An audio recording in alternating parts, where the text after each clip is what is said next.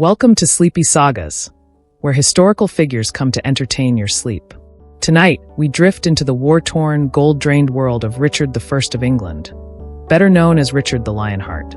Not called Lionheart because he was gentle like a kitten, but because he roared into battle like a medieval beast hopped up on glory and very little financial planning. Richard's reign, 1189 to 1199, was short, wild, and mostly conducted outside of the country he technically ruled. While he's immortalized in tales beside Saladin and Genghis Khan, Richard spent more time on crusades, sieges, and feuds than on governing his own kingdom. And yet, this man who set foot in England for barely 6 months is remembered as one of the greatest kings in English history. So how did a battle-hardened celebrity warlord become a national symbol, despite ignoring his nation? Why did his return home involve one of the most expensive ransoms ever paid? And what happens when you give a sword-loving prince a kingdom and no budget?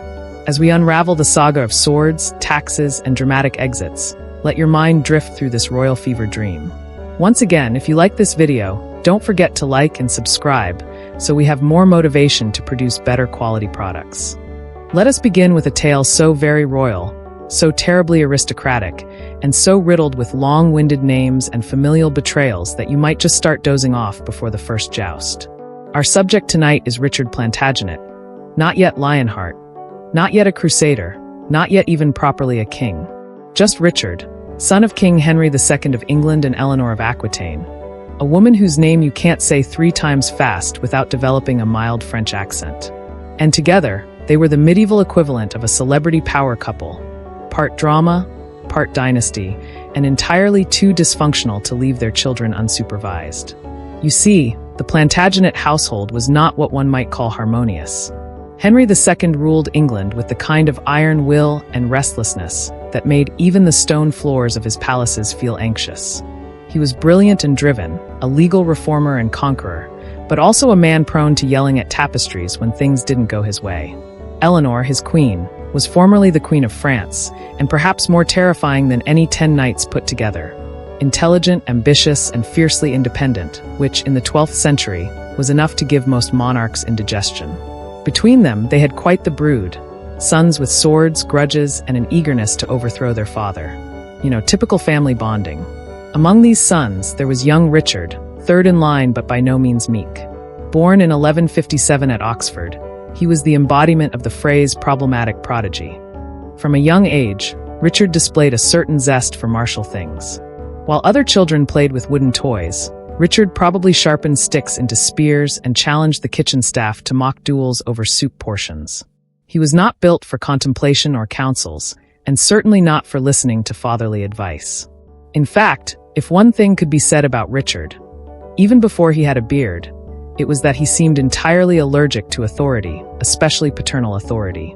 He inherited Eleanor's pride, Henry's temper, and no one's patience. Thus, by the tender age of 16, when most teenagers today are learning how to drive or awkwardly navigating school dances, Richard was already leading armed rebellion. Against whom, you ask? His Latin tutor? A local taxman? No, against his own father. Because apparently, Richard believed that the best way to ask for a bigger inheritance was to lay siege to castles and start a civil war. This wasn't some cheeky prank or teen tantrum involving, say, graffiti or skipping curfew. This was a full-blown military uprising, involving mercenaries, banners, traitorous nobles, and at least one very exasperated king. It all began in 1173, a year that will forever be remembered by medieval historians and overworked scribes, as that time everything caught fire. Richard and his older brothers, Henry the young king and Geoffrey, decided they were tired of waiting. Their father, Henry II, had the audacity to still be alive and in charge, and worse, he wasn't handing out lands and titles like festive goblets of mead. So naturally, the sons did what any disgruntled heirs might do in the 12th century. They joined forces with the King of France, always a favorite hobby for rebellious English royals, stirred up a noble revolt across Aquitaine, and tried to unseat their dad. Imagine Thanksgiving dinner after that. Now, in the chaos of this domestic war, which historians, in their usual understated fashion, refer to as the Revolt of 1173–74, Richard quickly proved himself to be more than a sulking teenager with a sword. He was dangerous, focused, and surprisingly good at directing violence. While Henry the young king mostly wandered about in splendid armor, looking regal and confused, Richard took command of forces in Aquitaine and attacked royal castles with gusto. There was nothing theoretical about his hatred. He set fire to his father's territories not only figuratively, but also quite literally, razing towns and fortresses that didn't swear fealty. And yet, despite his early momentum, the rebellion was doomed by the sheer inexperience and pettiness of the young lords. Henry II, old cranky, but endlessly cunning, outmaneuvered them all. The rebellion collapsed, the brothers surrendered, and Richard was forced to bend the knee. Not to worry, though. This wouldn't be the last time he rebelled against a family member. There's a pattern forming here, one you might consider tradition if you were generous, or deeply dysfunctional if you preferred your kings less dramatic.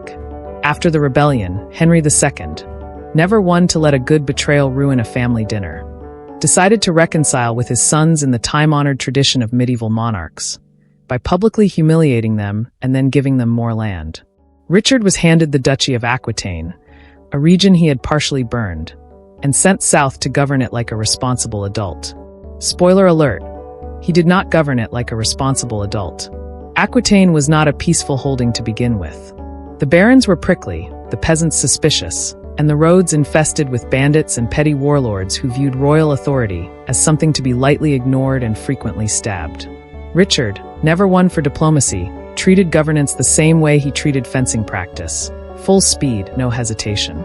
He launched campaigns against rebellious lords, crushed dissent, fortified castles, and generally ruled like a warhorse with a crown. One noblewoman allegedly referred to him as the Hammer of Aquitaine, and while the nickname didn't stick, the sentiment did. His reputation for brutality and effectiveness began to grow. If diplomacy failed, and it usually did, since Richard never truly tried it, he turned to siege engines and lances. There is a certain poetry to how Richard approached his adolescence. While most people go through phases involving bad haircuts and questionable hobbies, Richard's phase involved subjugating entire regions and terrorizing his enemies into submission. It should be noted, however, that his ferocity was matched by military brilliance. This was no mere brute in armor. Even as a teenager, Richard had an intuitive grasp of warfare. He studied troop formations, understood terrain advantages, and anticipated enemy movement with unnerving precision. While the court gossiped about his temper, and his mother sent him letters filled with flowery passive aggression, Richard built himself into a commander that would one day stand toe-to-toe with the greatest generals of his age. But he was not yet Lionheart. He was, for now, the angry teenager with too much armor and not enough impulse control. And still, for all the blood and bluster, Richard had his admirers. His men followed him with fervent loyalty. He was even then a natural leader, tall, commanding, golden-haired, and possessed of a voice that could both inspire and terrify in equal measure. He wasn't beloved in the modern sense. He wasn't soft or tender. But he was respected, feared, and often obeyed without question. In an age where charisma was measured by how well you could ride a horse into a storm of arrows, Richard rated highly. His enemies cursed his name with clenched fists, and his allies toasted him with spiced wine and whispered about the boy who might one day eclipse his own father. His relationship with Henry II, meanwhile, continued to smolder like an unsupervised campfire. Though they reconciled after the rebellion, there was no love lost. Henry favored his youngest son, John, and distrusted Richard's ambition. Richard, in turn, viewed his father as an obstacle to be outlasted. In their rare moments of civility, they smiled through their teeth and pretended not to count how many daggers were within arm's reach. As the years passed, Richard grew more powerful, more calculating, and perhaps even more dangerous. He ruled Aquitaine not with laws, but with military force, keeping the peace by reminding everyone what war felt like. His mother, Eleanor, remained his greatest political ally, sharp-tongued, ever-scheming, and more than willing to pit her sons against their father when it suited her broader designs. It was Eleanor who ensured that Richard would not be sidelined, who kept his name in the continental courts and his ambitions sharpened like the tip of a lance. Under her influence, Richard began to dream of more than dukedoms. Kingship, crusades, eternal glory, these were not idle thoughts but carefully nurtured goals. By the time he was in his early 20s, Richard had already lived a fuller, bloodier, and significantly louder life than most seasoned rulers.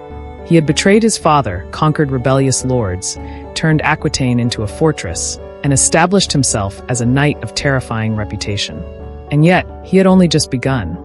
Because soon enough, a papal call for holy war would ring out across Christendom, and Richard, ever restless, ever looking for a fight, would answer with the enthusiasm of a man born for crusades. But that, dear listener, is for another night. For now, let us pause here with young Richard, war-scarred, crownless, and standing atop the smoldering ashes of yet another town that had the misfortune of defying him. A prince with a sword in his hand, fire in his eyes, and a father who likely slept with one eye open. And if you are still awake, consider this. In an age of courtly manners and chivalric ideals, Richard blazed through adolescence like a rogue comet made of steel and spite. He was not refined, not gentle, and certainly not diplomatic. But he was even then undeniably great, and undeniably Richard. Sleep now, for the wars are just beginning. So now, let us journey with heavy eyelids and quiet thoughts into the battlefield, not one of fire and screaming chaos, though there will be plenty of that, but into the more delicate, precise world of military choreography. Yes, that's right. Warfare, when performed by Richard the Lionheart, resembled something closer to a violent ballet, with swords replacing tutus and screaming warhorses providing the backing vocals. For if our previous segment introduced Richard as the tempestuous teenage prince with a flair for rebellion and lighting entire duchies on fire, then this next chapter sees him blossom into the virtuoso of violence, the symphony conductor of carnage, the Mozart of murder, though perhaps less powdered wigs and more blood-splattered armor. You see, Richard Plantagenet, that golden-haired thundercloud of royal lineage, was not merely good at war. He was aesthetically good at war. He wasn't one of those brute commanders who simply yelled charge and hoped for the best. Oh no, he studied war like it was a language, one he spoke fluently, eloquently, and often. If most men approached a battlefield like a messy bar fight, flailing and foaming at the mouth, Richard approached it with the poise of a chess grandmaster who had memorized every outcome 3 moves ahead. He believed in tactics, in formations, in timing and terrain. It was not enough to win. One had to win beautifully.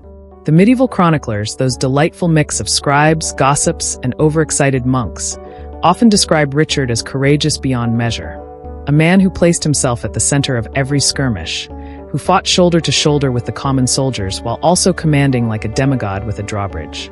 But beneath this drama lies a colder, sharper truth. Richard was a technician. His battlefield decisions were not made in rage, but in calculation. He knew how to maneuver crossbowmen into just the right position to devastate enemy lines. He orchestrated cavalry charges not like blunt hammers, but like scalpels, cutting into exposed flanks with precision so unnervingly efficient it would make modern generals raise an eyebrow in approval. His use of feigned retreats, double envelopments, and staggered offensives suggests a man not just comfortable in battle, but actively enjoying the complexity of it. For Richard, this wasn't just a duty. It was quite possibly his preferred form of self-expression. And so we must linger for a moment, quite slowly, because speed is the enemy of sleep, on the weapon that defined much of Richard's era, the crossbow. Not quite as romantic as the longbow, nor as dashing as the broadsword, the crossbow was the accountant of medieval weaponry, practical, deadly, and wildly misunderstood.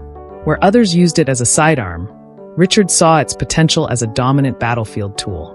He stationed them at angles, set traps with overlapping fields of fire, used them to break cavalry charges and pin down archers. He treated crossbowmen like the wind instruments in his orchestra, soft when needed, sharp when unleashed, always in tempo with the rest of the deadly ensemble. The cavalry, meanwhile, were his percussion section, rhythmically galloping into and out of formation, their hooves pounding the ground like drums of divine judgment. The infantry? Yes, the dependable string section. Steady, sometimes underappreciated, but essential to the harmony of mayhem. Take, for instance, Richard's campaign in Normandy. Not his most famous work, certainly less flashy than the Holy Land, but a prime example of his militarized mind. He didn't simply attack castles, he tested them. He would move troops like pawns, cut supply lines, force defenders to exhaust their arrows, then wait. Wait, like a cat outside a birdcage.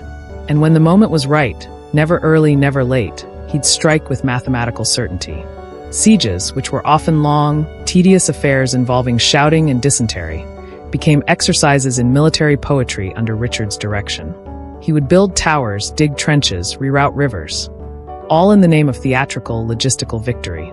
Some commanders hoped their walls would hold. Richard hoped they'd test his engineering skills.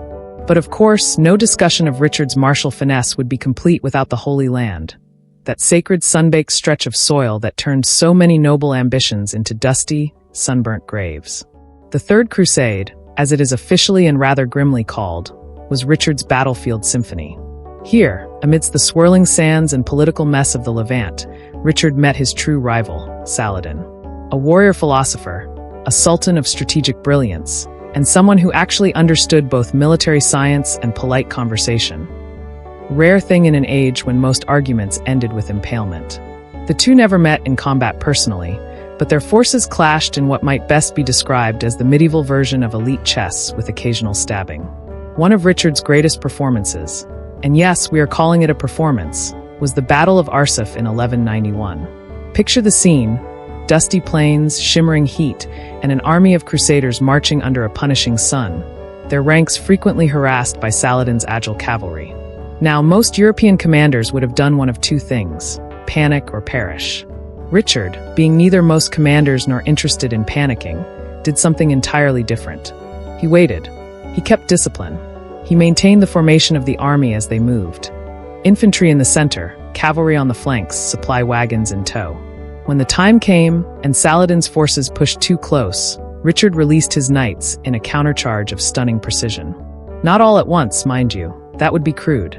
He released them in staggered waves, each one building pressure, until the full force of his mounted troops shattered the Muslim line like so many poorly stacked goblets.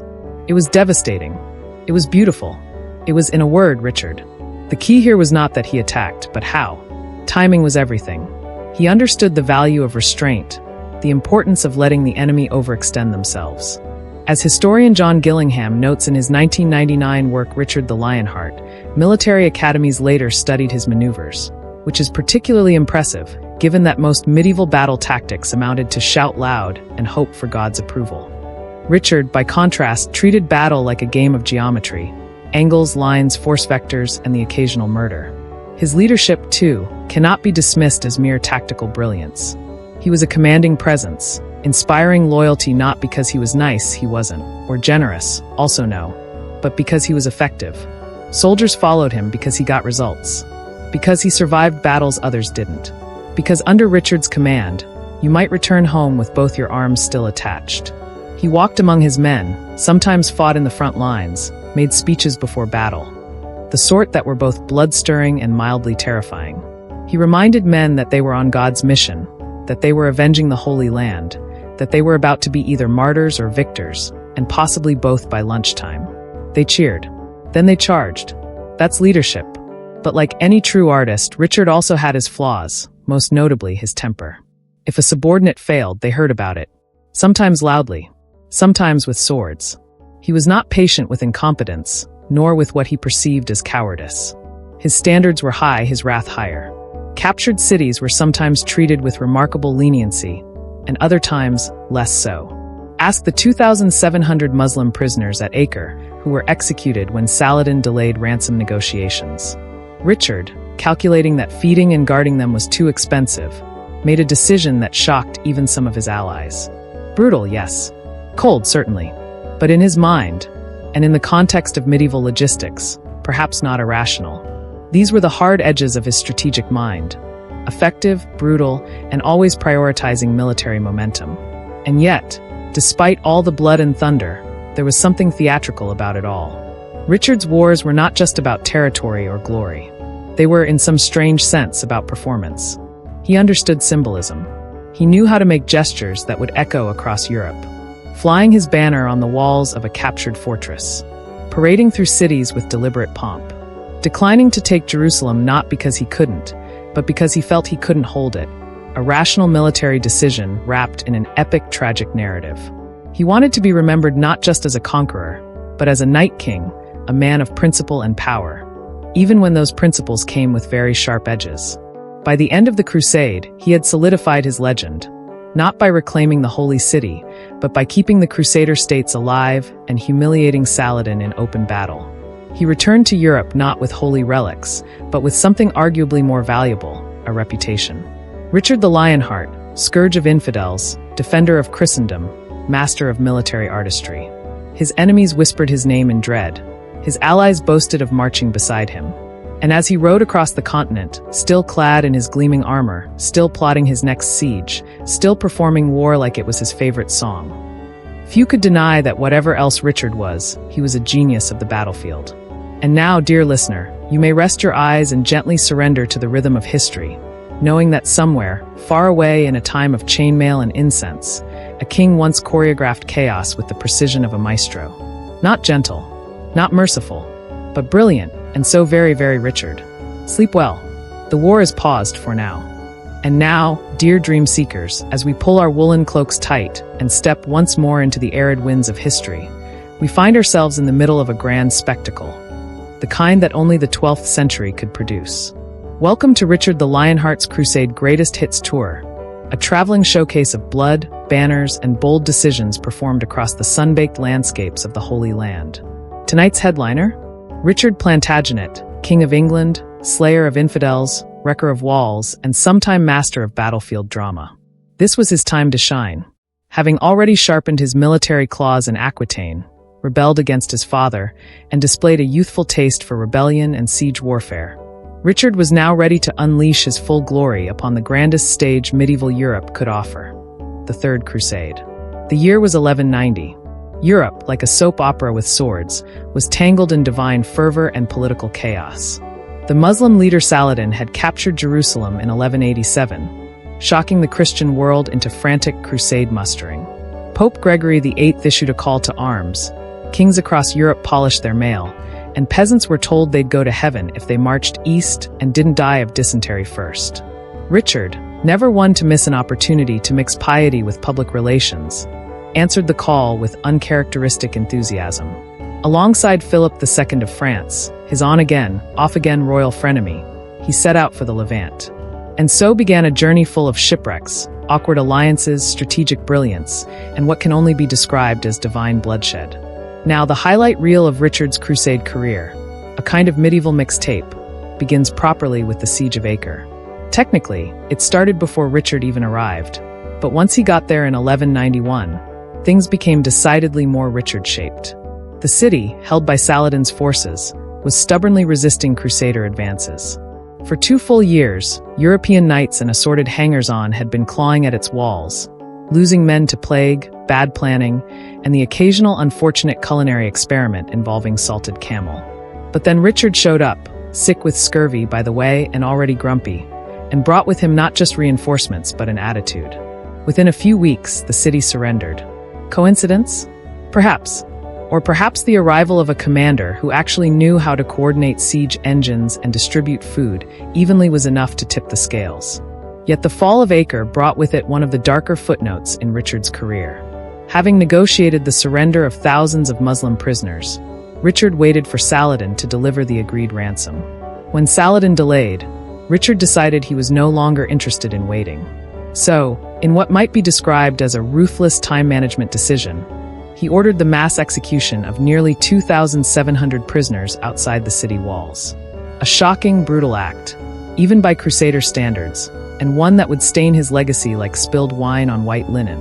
Whether this was cruelty or cold calculation remains a matter for historians and perhaps moral philosophers. But one thing is certain: Richard was not a man to be trifled with. He expected results, and he expected them on time. Next, we arrive at the main event of his crusade, the Battle of Arsuf. If Acre was the overture, Arsuf was the thunderous second movement. On September 7th, 1191, Richard's forces met Saladin's army in a clash of titans along the coastal road to Jaffa.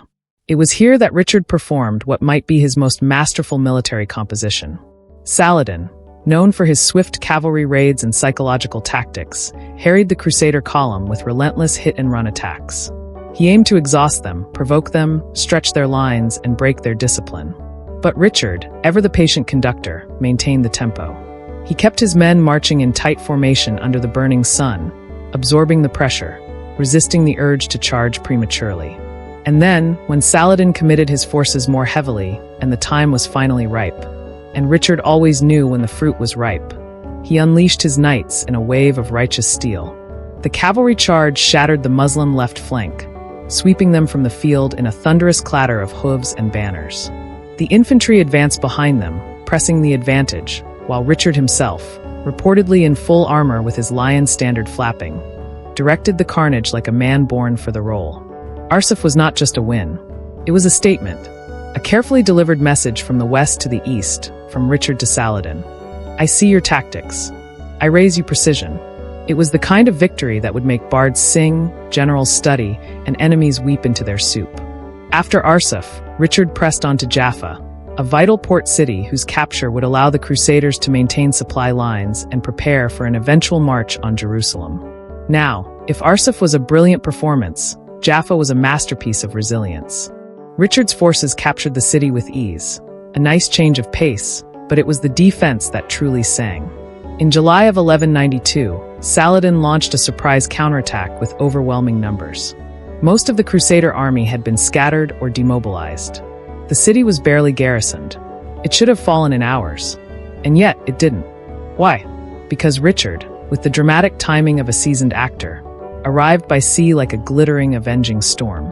He leapt from his galley into shallow water, possibly in armor, possibly in something less dramatic depending on the chronicler, and rallied his men in person. His presence turned the tide. He fought from dawn to dusk, directing defenses, leading charges, and refusing to back down. The city held. The Muslim forces were repelled. Saladin, reportedly both impressed and exasperated, withdrew. It was a moment that epitomized Richard's style, aggressive, fearless, and hopelessly theatrical. And so we come to the final act, the unsatisfying encore, the great what if, the closing note that ends not with a bang but a sigh. Jerusalem, the object of the crusade, the sacred city, the ultimate prize. Richard reached its outskirts more than once. He looked upon its golden domes from afar. His army begged him to attack, to claim the holy city, to bring the whole affair to a glorious, myth-making conclusion. But Richard, for once, hesitated. Why? Not out of cowardice, not out of reverence, but because, and here's the most boring but important part, he didn't think he could hold it. You see, Jerusalem, for all its sanctity, was a logistical nightmare. Surrounded by hostile forces, poorly provisioned, difficult to resupply, vulnerable to counter-siege. Taking it was one thing, keeping it was another. Richard understood this. His military instincts, so often tuned to glory, now chose prudence. He could have taken the city in a week and lost it in a month. So instead, he did the unthinkable. He turned back. And this, dear listeners, is where his legend becomes complicated. Because while his victories were dazzling, his refusal to take Jerusalem haunted the public imagination. It was like organizing the world's most expensive banquet and leaving before dessert, or building a cathedral and skipping the spire. Even Saladin seemed relieved and confused. Perhaps the two warrior kings respected each other too much to finish the fight. Perhaps the sands themselves whispered, "Not yet." Instead, Richard negotiated. The Treaty of Jaffa was signed in September 1192. It secured access to the coastal cities for Christian pilgrims and granted a temporary peace. Jerusalem remained in Muslim hands, but Crusaders could visit. It was, in the end, a draw, an anticlimax, a sensible, mature, strategically sound conclusion to a war that had seen oceans of blood spilled for the illusion of permanence. And yet, for a man like Richard, who had played the war game so magnificently, it was also, undeniably, unfinished business. And so Richard returned to Europe. Not in triumph, not quite in shame, but in that peculiar medieval state of heroic inconvenience. He had led a crusade that dazzled and horrified in equal measure. He had won battles that changed the course of history, fought like a knight out of legend, and showed the world what military brilliance looked like under a crown. But Jerusalem, the shimmering center of Christian dreams, remained untouched by his sword. The banquet had been glorious.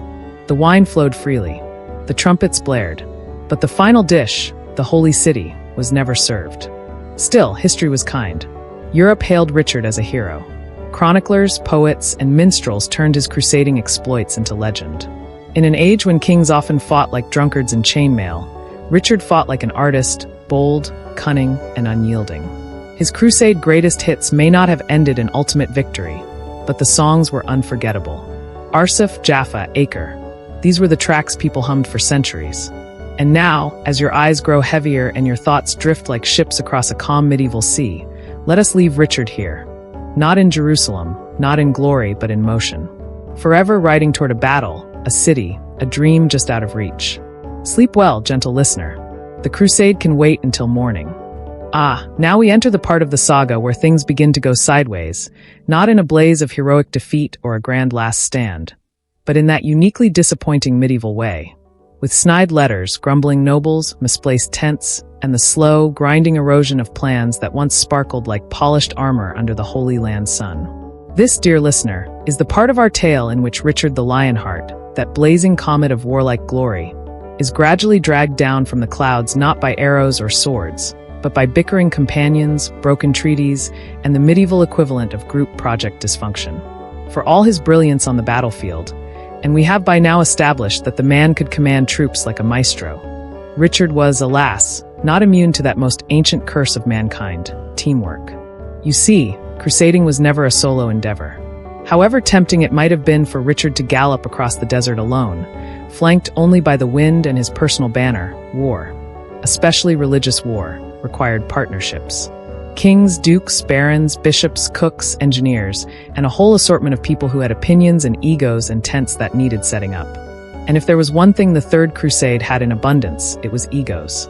Before a single sword was unsheathed or a campfire lit, the political landscape was already on fire. The main characters of this particular drama included Richard of England, naturally, who considered himself the military heart of the crusade; Philip II of France, who considered himself the diplomatic brain, and if you were honest, perhaps also the heart, spleen, and left thigh; Leopold V of Austria, who wasn't technically invited but showed up anyway, like an ambitious cousin at a family reunion; and various other nobles who had brought more baggage than an imperial caravan. Add to this the presence of the Byzantine Empire, smirking in the east, Italian merchants, pricing out every sack of grain, and the papacy, sending instructions from Rome with all the urgency of a man mailing love letters to a woman he's never met. And what you had was not a unified Christian army, but rather an angry wedding banquet with swords. Things began to sour early on. Richard and Philip, though allies in name, were far from friends. They had sailed separately to the Holy Land, argued about who had claim to which throne before even disembarking, and generally behaved like two roosters forced to share a henhouse. There was jealousy, mutual suspicion, and the occasional passive-aggressive gift-giving. When Richard fell ill in Cyprus, Philip made a show of offering care, only to then press his own claims to lands in Sicily and challenge Richard's authority among the Crusader ranks. Richard, for his part, responded by capturing Cyprus, installing his own men, and marrying a woman that Philip had previously been promised in a diplomatic arrangement. As you can imagine, this did not improve things. Philip sulked. Richard smirked. Tensions rose. By the time the siege of Acre had ended and the Crusader camp moved south toward Jaffa and Jerusalem, the political atmosphere was thicker than chainmail in July. Philip, exhausted or perhaps just bored of Richard's growing popularity, decided to pack up and go home. His official reason was illness. Unofficially, everyone knew he hated being upstaged.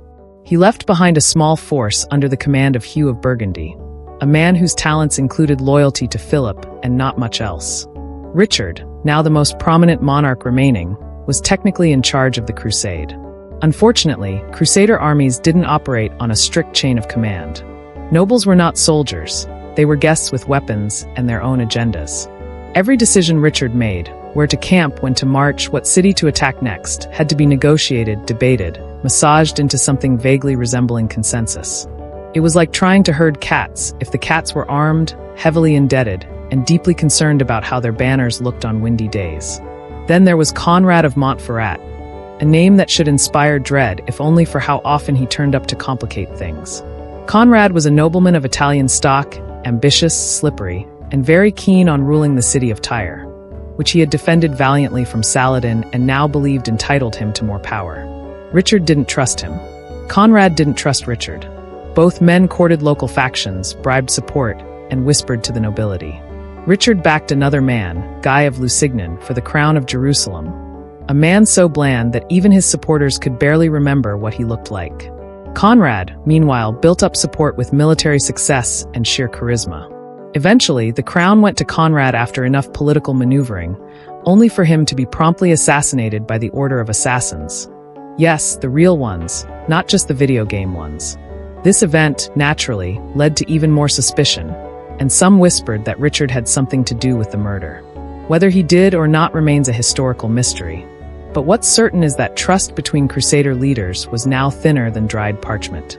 And while the political plots spun themselves into a web of intrigue, Richard still had a crusade to run, which would have been easier if the supplies hadn't constantly run short.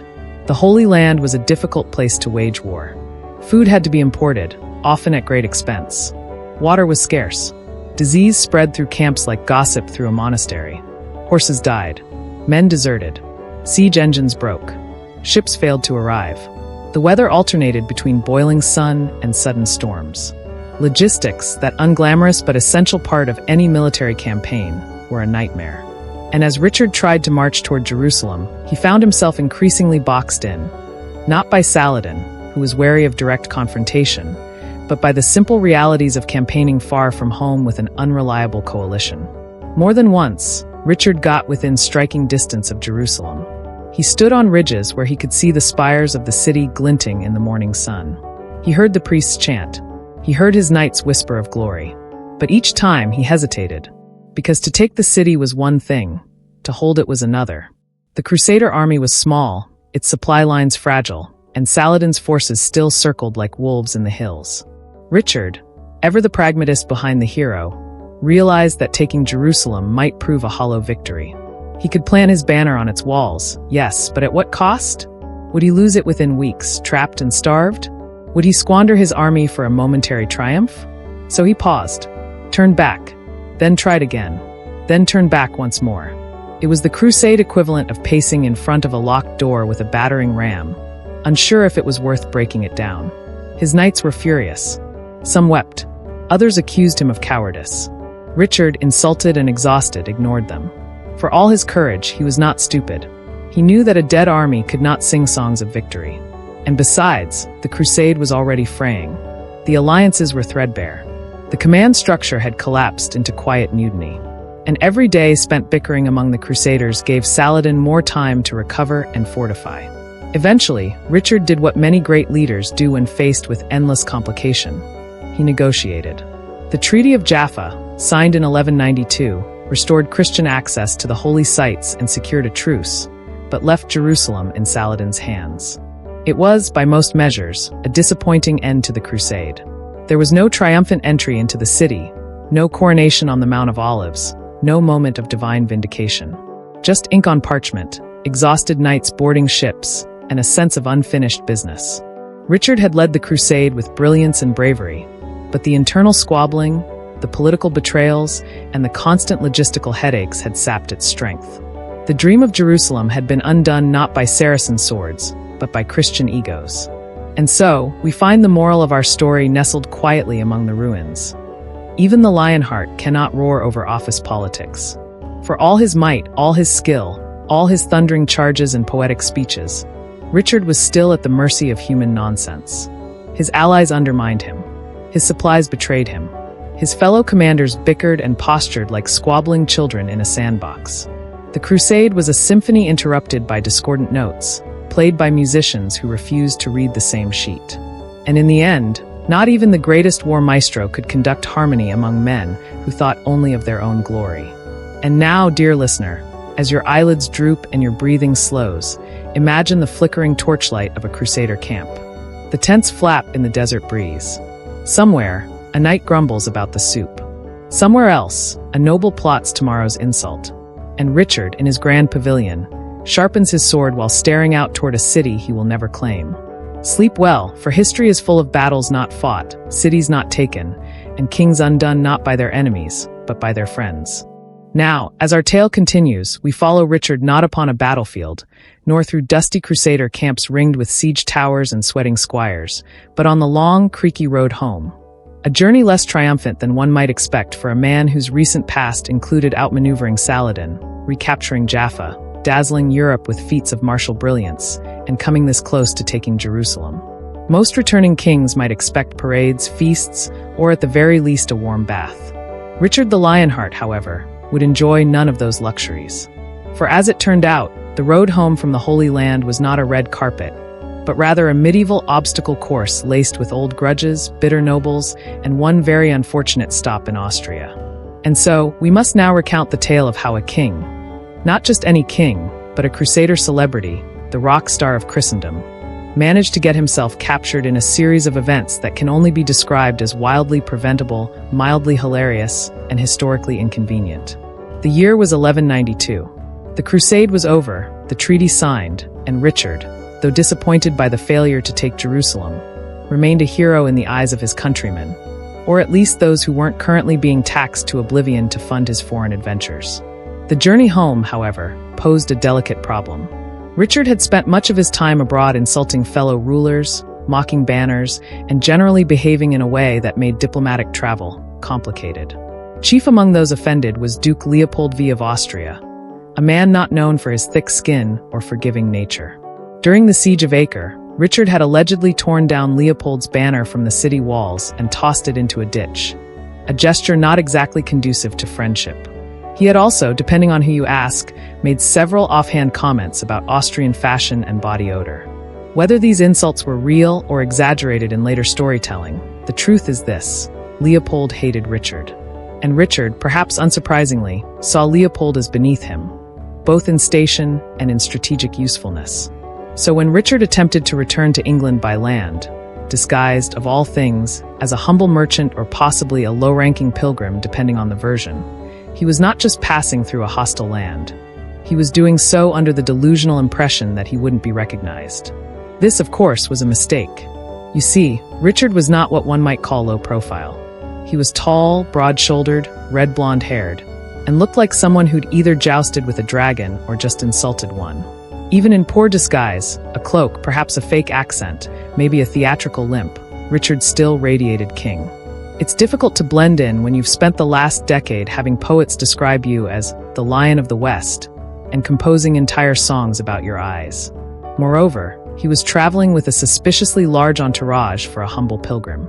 Wagons, luggage, jewelry, possibly a harpist. Medieval customs officials were not as common back then, but even the average peasant could put two and two together and whisper, "Isn't that the guy who roasted 2,700 prisoners and sang a ballad about it?" The exact moment of capture occurred near Vienna, where Richard was arrested by Leopold's men and hauled off to Dürnstein Castle, a fine little piece of medieval architecture perched ominously above the Danube, with cold walls, narrow windows, and an air of smug satisfaction. Locked away in one of its gray towers, Richard found himself, quite literally, out of circulation. No more charging across battlefields. No more diplomatic maneuvering. Just a stone cell, a guard or two, and perhaps a mouse with whom to share tales of past glories. One imagines him sitting there, sighing deeply, composing limericks about betrayal and stale bread, or perhaps carving, "Richard was here," into the wall with whatever passed for a spoon. Cue the sad violin music, or more appropriately, a hurdy-gurdy solo in a minor key. Now, a royal kidnapping in the 12th century was not just a scandal, it was international theater. News of Richard's capture traveled quickly, not via Twitter or urgent press conference, but by horse, parchment, and panic. England, already fraying under the heavy burden of war taxes, was horrified. The French court, where King Philip II ruled with the passive-aggressive patience of a snake in a robe, was delighted. Philip had long envied Richard's military acclaim, and now saw an opportunity to weaken his rival.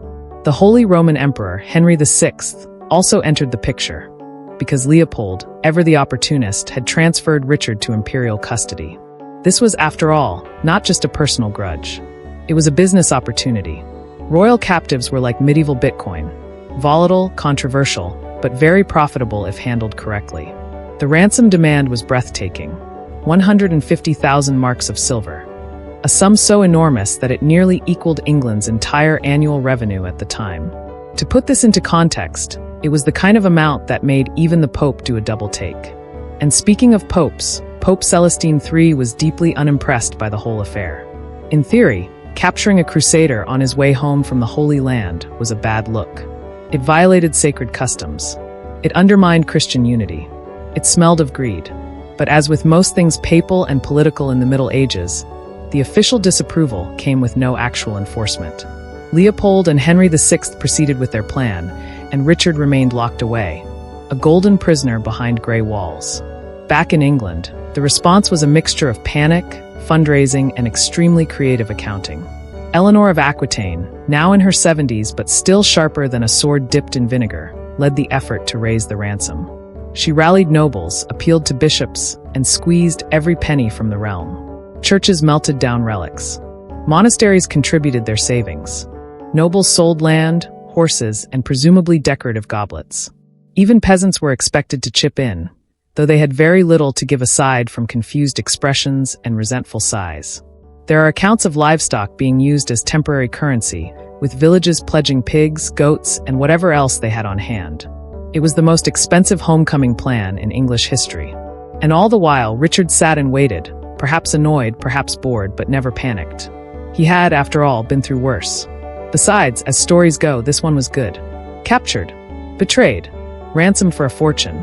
It had all the makings of a new ballad, one that troubadours would sing for years to come. But while England scurried and Austria gloated, Richard's enemies were not idle. Philip of France and Richard's own brother, John. Yes, that John, the one of Robin Hood infamy, eternal schemer, and part-time snake impersonator, saw an opportunity. With Richard out of the picture, John attempted to seize power. He spread rumors that the king was dead or permanently imprisoned. He courted nobles, made deals with France, and generally behaved like a man rummaging through a wardrobe he didn't own. Unfortunately for John, he lacked both charisma and military competence, so his temporary power grab was more embarrassing than effective. Still, the attempted usurpation added yet another layer of soap opera to Richard's captivity. In the end, the ransom was paid. England bled silver. The people groaned. The Pope frowned. And Richard was released in 1194 after more than a year in captivity. He emerged from prison thinner, perhaps a touch grayer, but with his ego intact and his legend burnished by martyrdom. He had been betrayed, imprisoned, and nearly dethroned. All the ingredients for maximum sympathy and bardic material. He returned to England briefly, forgave those he could not immediately punish, and punished those he could not immediately forgive. John, ever slippery, was allowed to grovel and was eventually restored to favor, though Richard never again trusted him with anything more dangerous than a spoon. Richard's capture, while humiliating, did nothing to diminish his status. In fact, it elevated it. He was now not just a king and a crusader, but a survivor of political treachery and international ransom. The people cheered. The nobles grumbled quietly and wrote down their debts. And the treasury, once again emptied, began its slow, creaky process of being refilled, mostly through more taxes and the occasional strategic marriage. Richard, true to form, did not stay in England long. Within weeks, he was off again, this time to wage war in France and settle scores. Because if there was one thing Richard loved more than battle, it was a grudge. And so, dear listener, let your eyelids grow heavy with the knowledge that even the mightiest of kings, even the Lionheart himself, can be waylaid by a petty insult, a bad travel route, and a duke with a bruised ego. Let the soft flicker of imagined torchlight guide you into sleep, where castles loom and silver flows like rivers. Richard sits once more in a cold tower, sharpening his wit against the walls, dreaming not of escape but of vengeance, of banners flapping in the wind, and of a future where he is not merely king but legend. Sleep now, for the ransom has been paid, the cell is empty, and the saga drifts on. And now, as we drift deeper into the soft fog of medieval economics, an exercise so dry and so deliberately convoluted that it may very well serve as nature's own lullaby, we arrive at the most expensive episode in Richard the Lionheart's long list of dramatic life events. Not a war, not a coronation, not even a siege. No, dear listener, this was a transaction. A simple, cold, meticulously calculated transaction. The price of freedom. The ransom of a king. The bill that thundered across Europe like a coin rolling downhill. After all the banners and bloodshed, after the trumpets of Acre and the dust of Jaffa, what awaited Richard was not an epic battle, but an epic invoice. And what an invoice it was. 150,000 marks of silver. A sum so absurd, so eye-wateringly vast, that even seasoned tax collectors reportedly choked on their ale upon hearing it. It was, in today's economy, roughly equal to several national GDPs, the annual revenue of the English crown several times over, and more than enough to buy a continent's worth of goats, castles, or questionable relics. For a single man, albeit a royal one, this was a bit much. But then again, Richard wasn't just any man. He was the Lionheart, the Crusader king, the banner of Christian valor, and, at this moment, a particularly expensive political pawn sitting in a cold German prison. To free him, England, already drained from years of military campaigns, baronial squabbles, and Richard's chronic inability to manage a budget, had to dig deep. And by deep, we mean scraping the bottom of the biscuit tin and selling the tin kind of deep. Eleanor of Aquitaine, that tireless matriarch of iron will and impeccable courtly fashion, led the charge to gather the funds. And so began the great medieval fundraiser, a nationwide scramble for coinage so intense it probably made the rats in royal storehouses start whispering about inflation. Across the countryside, noble and peasant alike were expected to contribute. It didn't matter how loyal you were or how often you had grumbled about Richard's absence. The man was your king, and now he needed your coin purse. Taxation, a word that still inspires shudders in any age, became the gospel of the hour. A special levy was imposed, known as the Aid for the Ransom of King Richard, and it was anything but gentle. Everyone was expected to cough up a portion of their wealth. Nobles gave silver, clergy gave chalices, merchants gave whatever was not already nailed to the floor, and peasants, well, they gave what they could, often livestock, grain, and the occasional mildly traumatized goose. Even the very poor were squeezed. One chronicler noted that people were selling their clothing, tools, and household goods, and that shoes, candlesticks, and cooking pots suddenly found themselves reassigned to the royal cause. You can almost hear the weary voice of a tax official in some musty village hall. Your cow, your blanket, and your last silver penny. For the king. God bless. But even with the combined output of the realm, it wasn't enough. The church, ever practical when kings were involved, stepped in. Monasteries melted down their silverware. Bishops auctioned off holy items. And yes, even relics were sold. Holy objects, they were called, fragments of saints' bones, splinters of the true cross, the occasional authentic nail from the crucifixion, of which there were mysteriously dozens in circulation. Some of these relics were real. Some were, shall we say, aspirational. But in times of financial distress, faith and finance danced a clumsy waltz. It was the medieval equivalent of a charity auction, except instead of celebrity dinners and golf trips, people bid on items that may or may not have touched St. Peter's toenail. And so across England, the temples of worship became the storefronts of salvation. Priests reluctantly parted with the golden chalices they had lovingly hoarded for high feast days. Abbeys sold icons with tearful prayers and little haggling. Even the Pope, who had been scandalized by Richard's capture in theory, but curiously quiet in practice, did not object when religious objects began changing hands faster than nightly oaths in a tavern. There is a particularly amusing, or possibly apocryphal, story about a monk who accidentally sold a reliquary containing what was thought to be the arm of St. Cuthbert, only to later discover it was actually the preserved foreleg of a pig. If true, it would be a fitting footnote in a tale where sacredness bowed to silver. Faith, in these years, had to make room for the ledger. Meanwhile, back on the continent, Richard sat and waited. If he was impatient, he rarely showed it. His captors, Duke Leopold and later Emperor Henry VI, treated him reasonably well. He was too valuable to be abused, too famous to be forgotten. Letters were exchanged, negotiations made, deadlines set and reset like school projects nobody really wanted to finish. But the silver began to flow. Slowly, painfully, in cartloads and convoys, England paid. Eleanor, nearing the end of her life but still as formidable as any sword-wielding knight, oversaw the operation with the tenacity of a general and the precision of a banker. She tracked payments, wrote letters, and ensured that her golden boy would return. One suspects she never doubted for a moment that he would. Not because the world was fair, but because she was Eleanor, and she had a habit of getting her way. It took over a year. That's how long it took to raise, collect, transport, and verify the vast sum of silver required to release a single king. A year of shortages, sacrifices, and subtle resentment. The realm functioned, but barely. And all the while, Richard's absence was felt. Not always in longing, mind you. There were those in England who grumbled that the king was never around even when free, and that perhaps they'd prefer someone cheaper. But loyalty, or at least inertia, held firm. After all, Richard had fought for the cross, had battled Saladin to a standstill, had charged into the sea at Jaffa and emerged victorious. And now he was a prisoner, a martyr, a cause. And causes, even expensive ones, have their own gravity. At long last, in early 1194, the ransom was paid. The silver was counted. The terms agreed. Richard was released. And here, dear listener, we might imagine a triumphant return, a joyous reunion, a shower of flower petals and jubilant trumpet blasts. In truth, it was a bit more subdued. Richard had been away from England for nearly 5 years. In that time, his brother John had attempted a coup. King Philip of France had spread rumors of Richard's death, and the people had been taxed to the point of mild exhaustion. Richard returned not with a parade, but with a ledger. He had debts to settle, lands to reclaim, enemies to scold. He forgave John, technically, but never forgot.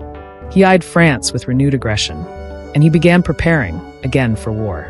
Because nothing says thank you for your support, quite like packing your bags for another military expedition.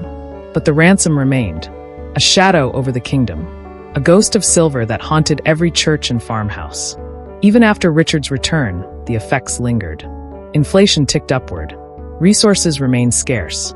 Local economies were bent under the pressure of loans made and promises extracted. The clergy grumbled.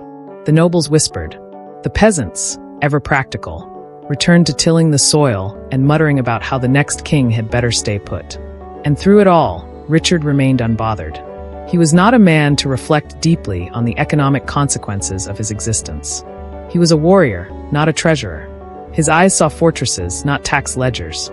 To him, the ransom was an inconvenience, a setback, a footnote in his epic. He wore it like a badge, proof that he was important enough to be worth a kingdom's silver. And in a sense, he wasn't wrong. Few men in history have ever commanded such a price. Fewer still live to see the bill paid in full. So sleep now, dear traveler of time. Let your thoughts wander to fields of glinting coin, to abbeys whispering reluctant farewells to their jeweled relics, to peasants handing over goats in the name of loyalty.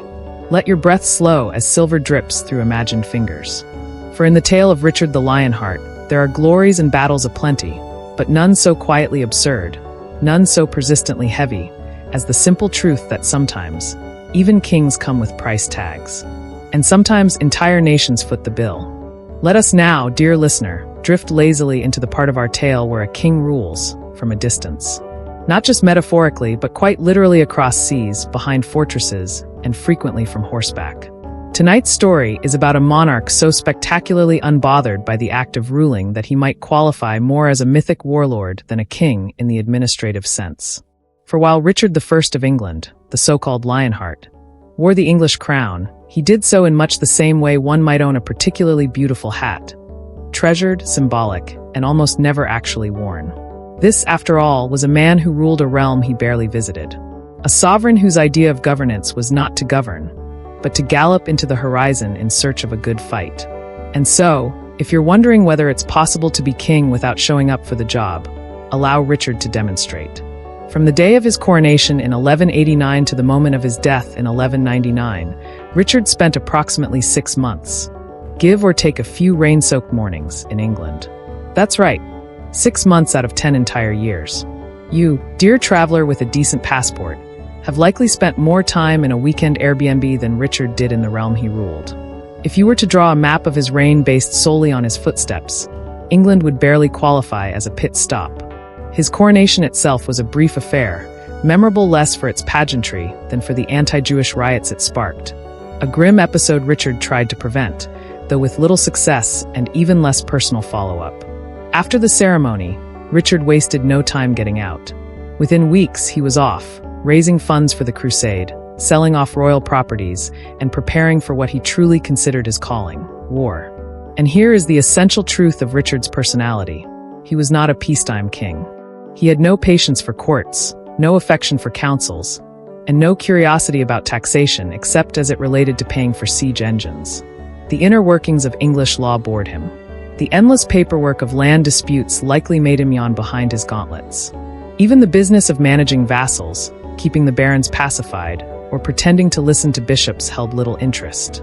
Richard ruled not by sitting on a throne, but by sending letters from the saddle, barking orders from campaign tents, and dispatching instructions with the casual confidence of a man who considered bureaucracy an unpleasant background noise to the grand opera of battle.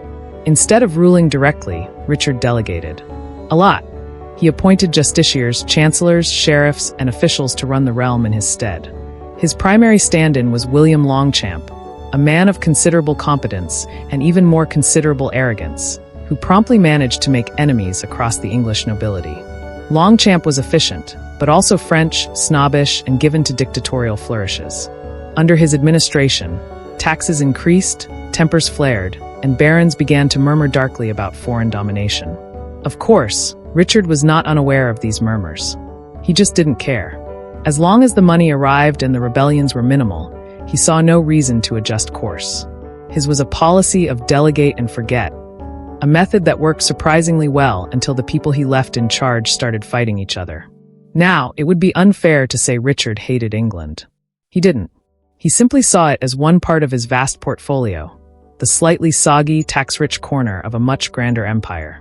His true interests lay in France, where he held extensive lands inherited through his mother, Eleanor of Aquitaine.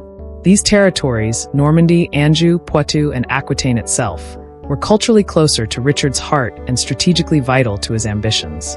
Unlike England, which was inconveniently located across a channel and full of quarrelsome Saxon descendants who still hadn't quite warmed to Norman overlords, Richard's French holdings were familiar, fierce, and frequently at war. It was in these lands that Richard felt most alive. They were the stage upon which he could clash with Philip II of France, defend castles, and orchestrate sieges. They were quite simply more exciting. And Richard, above all, was a creature of excitement. A knight before a king, a fighter before a ruler, he craved motion, not maintenance.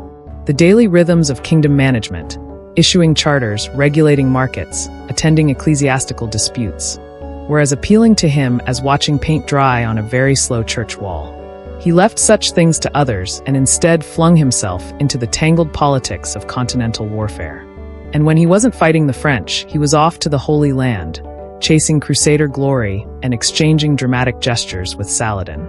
To Richard, kingship was a platform, not a prison, a means to raise armies and storm fortresses, a treasury to be emptied in pursuit of honor, a title that validated his thirst for endless campaigns, but rarely required his actual presence in any given castle. Still, the English crown was useful. It gave him legitimacy, resources, and a certain mythic aura that made it easier to command loyalty abroad. But his lack of physical presence created friction. During his absence, his younger brother John, the same John who would later become infamous for losing Normandy and being bullied by a group of annoyed barons into signing the Magna Carta, began maneuvering for power. John was slippery, cunning, and far more interested in being king than Richard ever had been. With Richard off crusading and then imprisoned in Germany, John took the opportunity to build a domestic power base. He aligned with disaffected nobles, spread rumors of Richard's death, and generally stirred the political pot with the grace of a drunken cat. When Richard returned, he forgave John publicly. But trust was another matter entirely. He understood treachery well. After all, he had rebelled against his own father as a teenager, and he knew that absence, for all its romantic allure, invited opportunism. And yet, upon reclaiming his authority, Richard did not linger. One might assume that, after years abroad and a near miss with royal usurpation, the king would spend some time mending fences, restoring order, and reassuring the English people that he was, indeed, more than a heroic rumor. But no. Instead, Richard used his brief return to raise more funds, reorganize his administration just enough to restore basic functionality, and then promptly left again, this time to reclaim lost territories in France and punish Philip II for being, well, French. His time in England post-Ransom was roughly long enough to catch a cold and nod politely at a few bishops before disappearing over the channel once more. This behavior earned him admiration from knights, poets, and the European elite who respected battlefield prowess above political acumen. But back in England, the affection was more conditional. The average peasant, burdened by the taxes required to fund his ransoms and adventures, likely viewed Richard as a sort of wandering legend. Impressive, yes, but also incredibly expensive. The noble class, though glad to have a strong king in theory, often found his neglect inconvenient. The church, depending on the bishop, either praised his piety or grumbled about his preference for holy war over holy scripture. And yet, curiously, Richard remained beloved in the English imagination. Not for what he did for the country, but for what he represented: chivalry, strength, and the fantasy of a golden king who fought dragons, or at least Saracens, in far-off lands. He was England's absentee idol, a monarch-shaped silhouette filled with armor and applause. In the years that followed, Richard continued his pattern. Fight, siege, build castles, threaten enemies, delegate, repeat. He constructed fortifications like Chateau Gallard, an architectural marvel built in record time, designed to defend Normandy against French incursion. He spent fortunes on military engineering, drawing maps and consulting with masons as enthusiastically as any bespectacled bureaucrat drawing up tax codes, except with far more shouting and significantly more boiling oil. His reign, from a military perspective, was brilliant. From a domestic governance standpoint, it was, and let us be charitable here, theoretical. He did issue charters, approve laws, and uphold justice. But always from afar, always through surrogates, always with one foot out the door. And so, as we wind down this segment and your eyes begin to grow heavy with the gentle weight of historical trivia, we are left with a curious portrait. Richard the Lionheart, a man of immense charisma, legendary courage, and deeply limited patience for staying in one place. A king who ruled like a comet, briefly, brightly, and mostly from somewhere else. His England was one of shadows and echoes. His real kingdom was wherever the next campaign took him. And while his sword carved a name into history, his throne often sat empty, gathering dust and delegation. Sleep now, with visions of banners flying over distant hills and a crown that waited, year after year, for its wearer to return. Let the silence of empty thrones lull you into dreams, where kings are bold, borders are optional, and governments run themselves badly, but quietly. For in the tale of Richard, absence didn't just make the heart grow fonder. It also made for a surprisingly hands-off monarchy. And so we come to one of the more glittering and absurd chapters in the chronicle of Richard the Lionheart, the part where our noble king, ever the gallant warlord and absentee administrator, lived with all the restraint of a drunken dragon in a gold vault. For if there is a phrase that perfectly sums up the financial policies of Richard I, it is champagne life on a crusader budget. Although, to be accurate, champagne hadn't been invented yet, and crusaders rarely drank anything that didn't double as mouthwash and torch fuel. But the spirit of the phrase remains. Richard lived large. Not just in legend or in battle, but in coin, glorious, glittering, recklessly spent coin. Silver flowed like rainwater, gold disappeared like morning dew, and the English treasury, already groaning under the weight of ransoms, taxes, and cathedral-shaped ambitions, was stretched to its very last groat in support of one man's taste for martial opulence and fashionable conquest. To understand Richard's spending habits, one must picture a man who considered every stone wall an opportunity to build a fortress, every enemy castle a future renovation project, and every formal feast a stage for his kingly mystique. His expenditures were not limited to the basics of war, though those alone would have been ruinous. He had a particular fondness for siege equipment, and not just any old battering rams, but the finest trebuchets, the most elegantly brutal mangonels, and catapults that could hurl not only rocks but the occasional unwanted message wrapped around a dead animal. If it could be thrown, exploded, launched, or rolled uphill while on fire, Richard probably bought 3 of them and commissioned an artist to paint them in heroic colors. His armies moved like grand caravans of destruction, not lean, hungry bands of survivalists, but fully catered, semi-theatrical military operations complete with banners, imported wine, and tents large enough to get lost in. And then there were the fortresses. Richard didn't just build castles, he built statements. His Chateau Gallard in Normandy, for example, was constructed at record speed, designed with cutting-edge military architecture, and positioned with poetic defiance toward the French. It was less a fortification, and more a giant granite middle finger aimed squarely at Philip II. He loved walls, moats, towers, arrow slits, anything that said, "Look how unbreachable I am," followed immediately by, "And look how much it cost." These castles were built to last, though whether the budget was intended to do the same is debatable. Construction teams labored day and night. Materials were dragged across impossible terrain. Architects were told to defy gravity. It's said Richard once demanded a wall be more majestic, a term not often used in medieval engineering blueprints. The result was a series of defensive marvels and financial sinkholes, beloved by archaeologists and loathed by accountants. And when he wasn't flinging silver at stone walls or flaming livestock at enemy gates, Richard was spending on the art of hospitality, medieval style. Banquets were theatrical affairs. Lavish, opulent, absurdly expensive. Meat flowed like river water. Candles flickered in chandeliers that weighed more than most peasants. Musicians played ballads about Richard's own deeds while the man himself listened, possibly correcting the lyrics as he chewed on something roasted. Imported delicacies made their way to his table. Spices from the Levant, wines from Gascony, and once, reportedly, a roasted peacock dyed with saffron and served with a crown. Every feast was a declaration. This is not a king who skimps. This is a king who conquers, and then throws a party about it. Guests left these events full of awe and indigestion, while the royal treasurer stared grimly at the growing list of unpaid invoices. It's no surprise, then, that the treasury, already wrung dry from his crusader ransom, domestic tax hikes, and castle funding schemes, began to look like a cupboard after a particularly greedy mouse had moved in. The money was gone. The war chest was empty. The royal coffers were full of air and regrets. By the end of his reign, Richard's financial system had devolved into creative alternatives. Soldiers were no longer paid in coin but in things. Rations, wine, the occasional slab of salted pork. Some were compensated with loot from previous sieges, while others were granted temporary control over villages or the rights to toll roads. In one particularly dubious instance, an officer was reportedly paid in furs and a small cask of cinnamon. One wonders how that conversation went. "Here's your share, Sir Walter. That's 3 sacks of barley, a goat, and the last unbroken mandolin from yesterday's looting. Good luck."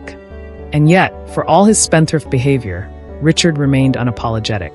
He never once suggested reducing his military expenditures. He never proposed cutting down on the number of royal jesters or limiting the embroidered borders of his cloaks. He simply saw the kingdom's wealth, or more accurately, the entirety of Plantagenet wealth, as fuel for his divine purpose, the pursuit of war, glory, and the occasional siege-inspired adventure. And nowhere is this attitude more vividly illustrated than in the bizarre episode of Château de Caylus, a minor castle in central France, tucked away in the hills, which somehow became the final and most expensive stop in Richard's lifelong campaign tour. The story goes like this. In 1199, Richard received word of a treasure. A local nobleman, Viscount Aymar of Limoges, was said to have uncovered a cache of ancient Roman gold, a glittering hoard buried beneath a crumbling ruin. Now, you or I might respond to such rumors with a raised eyebrow and a quick return to practical concerns. But Richard, ever the romantic, ever the restless, decided that this unverified whisper was worth a siege. Not a polite inquiry. Not a formal delegation. A siege.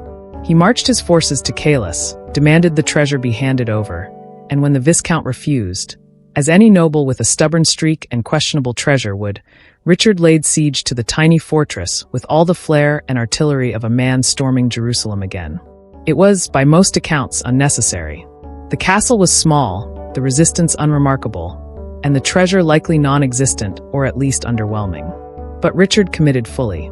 As usual, he positioned his siege engines, constructed wooden towers, and barked orders like a man expecting an epic. And then, while inspecting the perimeter, perhaps too close to the action, perhaps simply believing he was invincible, Richard was shot. A young defender on the castle walls, possibly just a boy, loosed a crossbow bolt that struck the king in the shoulder. Not immediately fatal. Not a dramatic chest wound. Just a bolt. An unlucky angle. A minor hit by the standards of a man who had survived countless battles. But the wound festered. Infection set in. Gangrene, the ever-patient executioner of medieval Europe, crept in silently. Within days, the mighty Lionheart was on his deathbed, surrounded not by knights in shining armor, but by the quiet, mundane horror of sepsis. He lingered for several days, slipping in and out of fevered consciousness. The boy who shot him was brought before him, and Richard, in a rare moment of mercy, reportedly forgave him and ordered him spared. It was a noble gesture, if true. One befitting the ideal of chivalry he had always so aggressively marketed. Unfortunately, once Richard died, his men immediately flayed the boy alive. A grim reminder that ideals rarely outlive the men who speak them. And so, on April 6, 1199, at the age of 41, Richard I of England died. Not in battle. Not defending Jerusalem. Not even in a grand duel against Philip of France. But during a minor siege, chasing a rumor about buried treasure, struck by an arrow probably meant more as a warning than a challenge. And with that death came the final receipt. The end of a reign that had cost more than anyone could calculate. His military victories were many. His reputation secure. But his kingdom? Broke. Exhausted. Empty-handed. The man who had bankrupted England to fund a crusade, who had forced monasteries to sell relics to pay his ransom, who had built castles like a child with too many toy blocks. That man left behind a throne held together with IOUs and sheer national fatigue. And yet the myth endured. Richard the Lionheart, the warlord king, the chivalric ideal, was remembered not for bankrupting his kingdom or dying over a fantasy, but for his bravery, his charisma, his battlefield flair. History, ever selective, chose to focus on the gleam of his armor, not the rust of his financial policies. Poets praised his valor. Chroniclers romanticized his quests.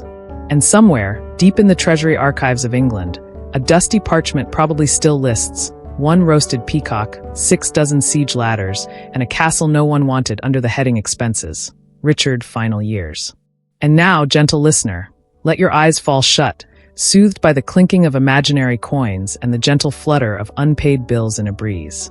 Let the ghost of Richard ride once more across your dreams, gallant and grand, lavish and loud, forever chasing a treasure that probably wasn't there, while the kingdom he ruled quietly wondered where the receipts had gone.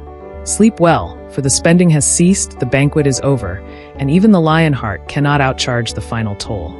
And now, dear listener, as we reach the penultimate echoes of our royal odyssey, let us drift slowly toward the final curtain. Not the crash of battle, nor the clang of coronation, but the soft, thudding absurdity of how a king, feared across continents and adored by minstrels, met his end not in glorious combat or sweeping triumph, but from a single arrow loosed by a nobody. Not a rival monarch, not a seasoned general, not even a burly knight with a grudge and a dramatic monologue. No, Richard the Lionheart, the scourge of Saladin, the hammer of Aquitaine, the man who made entire cities kneel, was felled by a boy. An anonymous, likely underfed youth perched high upon a castle wall in the middle of France, with a crossbow, a clear line of sight, and either tremendous bravery or a deep misunderstanding of how consequences work. It was a death so anticlimactic that even medieval chroniclers wrote it with a kind of embarrassed shrug. And so, let us tell it properly, slowly, dryly, and with appropriate musical accompaniment from a single flute playing out of tune in the background. The year was 1199. Richard was in the southwest of France, that great rolling terrain of hills, valleys, and endless baronial squabbling. He had heard a rumor, one of those glittering whispers that flitter through noble courts like moths around a candle. There was treasure. A hidden cache of gold, possibly Roman, buried somewhere near the tiny castle of Calas-Chabrol. The source of this rumor was, like most medieval treasure tales, suspect at best and likely invented by a bored pageboy trying to spice up the week's gossip.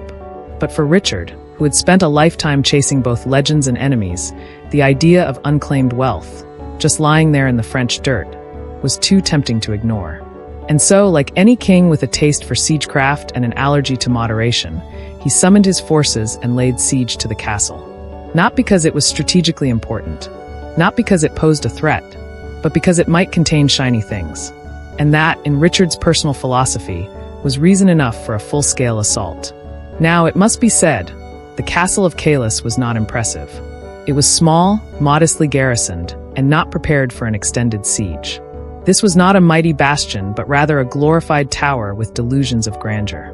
Nevertheless, Richard set up camp. He ordered siege engines into position. He barked commands with his usual vigor. He even oversaw the construction of wooden mantlets and siege towers, perhaps as much for the ritual of it all as for actual necessity. This was a man who had besieged Acre, defended Jaffa, outmaneuvered Saladin, and now found himself investing significant resources into cracking open what amounted to a medieval garden shed. It was, in hindsight, perhaps beneath his station, but Richard never met a siege he didn't enjoy. And it was during one of these siege inspections, the kind where a king strides about dramatically, pointing at walls, frowning at ladders, and probably muttering something about trebuchet angles, that fate tapped him on the shoulder with its usual unkind subtlety. A crossbow bolt, fired from the battlements by a defender, later described as a boy, possibly a teenager, whose name has been lost to history, struck Richard in the left shoulder or upper chest, depending on which scribe you believe. The wound, while not immediately fatal, was serious. At first, Richard laughed it off. Literally, this was not a man prone to admitting vulnerability. He reportedly pulled out the bolt himself, cursed its angle, and returned to his tent with the kind of grim satisfaction usually reserved for stubbed toes and tax increases. But the wound festered. Infection crept in. Medieval medicine, with its charming combination of leeches, herbal poultices, and optimistic prayers, failed to improve matters. And slowly, painfully, the great Lionheart began to deteriorate. The irony of it all was palpable. Richard had spent his life dancing between death and legend. He had stormed cities, battled armies, faced assassins, and survived sieges in blazing heat and drowning rain. He had lived through shipwrecks, imprisonment, and betrayal. He had eaten meals on the battlefield, slept under starry skies with only his sword for comfort, and charged headfirst into ranks of enemies who would later whisper his name in fear. And now, struck by one unlucky bolt, he found himself confined to a bed, sweating, shivering, and surrounded by priests who smelled faintly of mildew and moral judgment. In the quiet hours, perhaps he reflected on the absurdity. Or perhaps, being Richard, he simply gritted his teeth and planned one final, glorious rebound. But the body had other plans. Gangrene, ever the efficient reaper, worked quickly. Within days, it was clear that the wound was mortal. In those final hours, Richard reportedly summoned the boy who had fired the shot. The details vary. Some say the lad confessed, weeping, expecting death. Others say he was proud, claiming vengeance for a slain family member. Still others suggest he didn't say much at all, because being in the presence of a dying king is rarely conducive to good conversation. But Richard, with a flash of mercy or perhaps theatrical flourish, ordered the boy spared. He forgave him, declared he bore no grudge. Perhaps he saw something poetic in being undone not by an emperor or a traitor, but by a nameless youth with a borrowed weapon. It was a kingly moment, gracious, unexpected, and mildly impressive. Unfortunately, as with many things in the Middle Ages, it didn't last. For no sooner had Richard died, at the castle, on April 6, 1199, at the age of 41, than his men disregarded his final wish with remarkable efficiency. The boy was captured, flayed alive, and hanged. In that order, because medieval mercy, like medieval justice, was less a straight line than a confusing knot of symbolism and blood. Richard's forgiveness may have been real, but the logic of vengeance outweighed sentiment. Perhaps his knights were angry. Perhaps they needed a scapegoat. Or perhaps they simply didn't want to carry the legacy of a king who had been killed by a child. Regardless, the result was grim. And the boy, whoever he was, became the final, silent victim of a reign defined by glory, violence, and the uneasy space between the two. Richard's death sent ripples through Europe. Some wept, some toasted, some immediately began renegotiating land holdings. King Philip of France, who had spent much of his reign alternately envying and fighting Richard, reportedly rejoiced at the news, perhaps with a dance, or at least a celebratory meal. Eleanor of Aquitaine mourned. John, Richard's brother, saw an opportunity. The realm, still bruised from taxes and warfare, now faced the unsettling prospect of transition. Richard had left no legitimate heir. His legacy was martial, not domestic. He died as he lived, in motion amid conflict, chasing a dream, half buried in rumor and surrounded by loyal men who would burn cities for him and then go home grumbling about the food. His body was divided, as was the fashion among the great. His heart was sent to Rouen in Normandy, buried with honor in a cathedral that smelled faintly of dust and incense. His body went to Fontevraud Abbey near his father, Henry II, with whom he had fought so often that the family reunion must have been awkward, even in stone. His entrails, delightful image, that were buried at Caylus, near the place he died. Perhaps, one might say, the castle got something out of the siege after all. No treasure, but a royal stomach. And so ends the saga of Richard the Lionheart, not in a blaze of crusader glory or a final charge against overwhelming odds, but in a minor skirmish, chasing unconfirmed gossip, struck down by a boy whose name we do not know.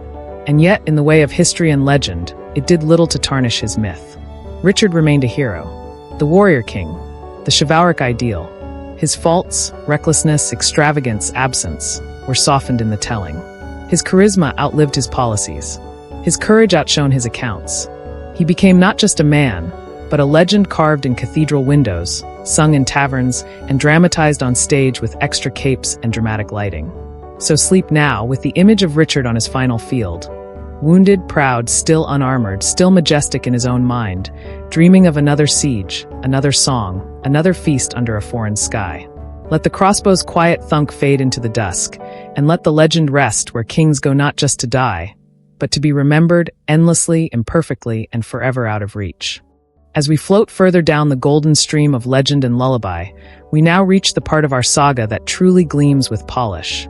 The name, the title, the brand that outlived the man, embroidered on banners, etched into statues, and whispered reverently over dusty manuscripts in dim candlelight. Coeur de Lion, the Lionheart.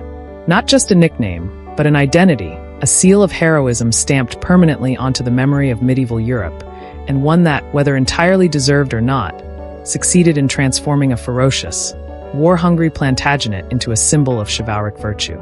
Tonight's story, then, is not about what Richard did so much as what people remembered, repeated, and reinvented. Because if there is one thing Richard I of England understood, or if not he himself, then the world around him, it was that image is everything.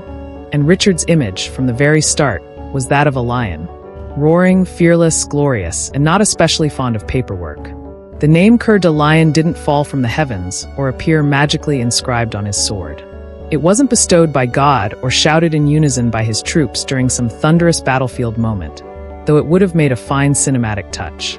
It was, in all likelihood, a product of chroniclers, poets, and perhaps a well-timed PR campaign by those who found Richard's larger-than-life persona too tantalizing not to immortalize.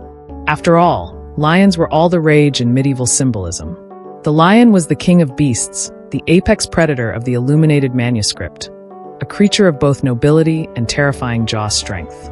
To be compared to a lion wasn't just flattery. It was alignment with an entire bestiary of royal power.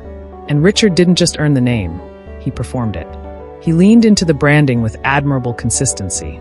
He led from the front, fought with terrifying aggression, risked his life in every engagement, and quite literally roared commands in the chaos of battle. His charisma, sharpened by steel and sweat, was impossible to ignore. He could inspire men to die for him, sometimes twice if the clerics were in a forgiving mood. The chronicler Ambrose, a Norman poet and likely the closest thing Richard had to a personal hype man, composed verses about the king with a level of admiration usually reserved for archangels and local miracle-working relics. In Ambrose's Histoire de la Guerre Sainte, Richard is described not merely as brave or competent, but as an unstoppable force, slicing through Saracen lines, outmaneuvering generals, and generally making the Crusades feel like a one-man show. He was Hercules with chainmail, Achilles with diplomatic immunity, and Alexander the Great with better cheekbones. Saladin, the renowned Muslim leader and a formidable strategist in his own right, is portrayed with admiration and subtle fear. A peer, perhaps, but one whose forces still trembled at the mere mention of the Lionheart. Whether Saladin truly feared him or simply respected his flair is up for debate, but what matters more is that medieval Europe believed it. And belief, in history as in bedtime storytelling, is often more powerful than fact. Indeed, Richard's fame spread not through careful governance or domestic policy, both of which he famously ignored, but through word of mouth, bardic song, and what we might call medieval media saturation. Monks wrote of his strength. Minstrels sang of his valor. Nobles boasted of having served under him. Foreign courts spoke his name with a mixture of awe and irritation.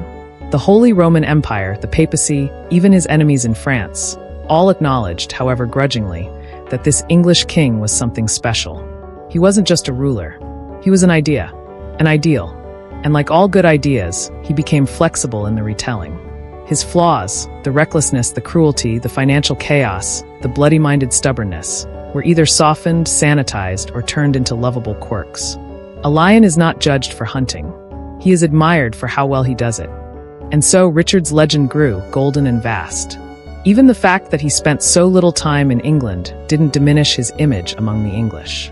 It was as if his very absence added to his myth. He was always away, fighting for glory, defending Christendom, storming citadels, and doing other important things that kings presumably did when not attending tedious councils or signing land grants. He became the ultimate long-distance monarch, a king whose throne was as much symbolic as physical, whose crown floated somewhere between Winchester and Acre. His reign was brief, his rule remote, but his impact on the imagination was immediate and enduring. It helped, too, that he looked the part. Descriptions of Richard emphasize his height, his golden red hair, his broad chest, and the unmistakable energy of a man who never sat still unless being stitched up or ceremonially crowned. He carried himself like royalty carved out of myth, always ready for war, always just back from one, and always surrounded by the quiet hum of awe. In truth, Richard's reputation outpaced his results. The crusade ended without recapturing Jerusalem. His domestic policies were nearly non-existent. He drained the treasury more thoroughly than a plague of locusts let loose in a wine cellar. But none of that mattered when the story was so good. He had nearly taken Jerusalem. He had almost united Christendom. He had kind of saved the day. And in medieval terms, almost was often enough, especially when wrapped in silk banners and accompanied by a three-string lute melody. Success, after all, was measured not just by what was accomplished, but by how it sounded afterward. And in Richard's case, it sounded magnificent. Even after his death, felled by a boy with a crossbow over a questionable treasure, the legend refused to fade. His heart was buried in Rouen, where prayers were said and candles burned in his name. His body was interred at Fontevraud Abbey, beside his father, Henry II, with whom he had fought more than a little. The symbolism was rich, if slightly awkward. The man who had roared against his own family in youth now lay silently beside them in death, their stone faces staring skyward like disappointed gargoyles. But the myth never died. Richard was inserted into literature, elevated in ballads, and turned into a character in countless romances. In the matter of England, he stood proudly alongside King Arthur, Robin Hood, and other entirely or mostly fictional paragons. And despite having never spoken English fluently, a minor detail the legend politely ignored, he became, for centuries, the English king people most wanted to believe in. Indeed, Robin Hood stories, some of the most enduring bits of English folklore, are deeply intertwined with the idea of Richard as the good king, the one away on crusade, the one who would return and make everything right. In contrast, his brother John was the sniveling villain, the usurper, the petty tyrant. It was a dichotomy tailor-made for campfire tales, the absent lion and the lurking snake. Never mind that Richard bankrupted the realm and had little interest in social justice. The tale was too tidy to resist. He became the monarch of legend, not because he was a just king, but because he was a glorious one. In truth, Richard's branding, and that is the correct word, was so effective that it survived even historical revision. Later generations of historians, with access to records, financial accounts, and a sharper sense of political nuance, began to question the grandeur. They noted the debts, the violence, the disregard for governance, the brutal executions, and the utter lack of domestic reform. And yet, even when acknowledging all of this, they often concluded with a sigh and a strange sort of admiration. Yes, they would write he was flawed. But what a figure. It is the mark of a legend well made. Not that it is flawless, but that it is irresistible. And so the Lionheart lives on, not merely in marble or in dusty books, but in the slow dream of history, in the way we remember kings not for what they were, but for what they made us feel. Richard made Europe feel awestruck. He made soldiers feel brave. He made poets feel inspired. And in time, he made generations feel nostalgic for a hero who burned too brightly to sit still on a throne. His reign was a comet, dazzling, brief, and gone too soon. And yet, that brief flash still lingers in the night sky of memory, golden and loud. And now, dear listener, as the lion lies still and the scribes return to their inkpots, let your eyes grow heavy with the hum of remembered glory. Sleep to the rhythm of banners waving, hooves pounding on dusty roads, and minstrels tuning lutes for songs they've already sung 100 times. For Richard the Lionheart, real or imagined, king or construct, has roared his last. But the echo? The echo is eternal. As we continue drifting ever deeper into the comfortably overcast annals of history, we now come upon a rather curious silence in the saga of Richard the Lionheart. A void not in battle, not in treasure, and certainly not in dramatic exits, but in that peculiar little category monarchs were expected to take quite seriously: love, marriage, and producing small, preferably legitimate versions of themselves to carry on the family name and complicate succession crises for generations to come. Richard, for all his brilliance in warfare, flair for performance, and ability to bankrupt entire kingdoms with the sweep of a siege plan, seemed to have very little interest in the business of settling down. No courtship ballads, no romantic correspondence of note, and most significantly, no heirs. None that were recognized by law, nor even whispered with the urgency that usually accompanied royal indiscretions. What we are left with, then, is the legacy of a king who married once, loved perhaps never, and ruled a realm that, when he died, faced the unglamorous truth that his personal life had been about as fertile as the treasury after one of his military expeditions.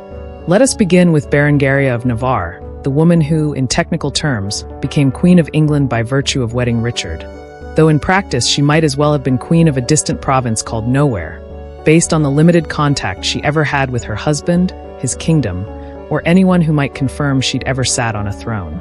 Their marriage took place in 1191, in the port city of Limassol on the island of Cyprus, while Richard was en route to the Holy Land during the Third Crusade.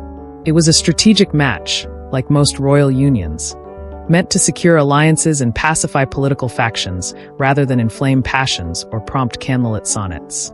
Berengaria was polite, well-bred, and entirely uninvolved in the kind of blood-soaked theater Richard considered the only worthwhile pastime.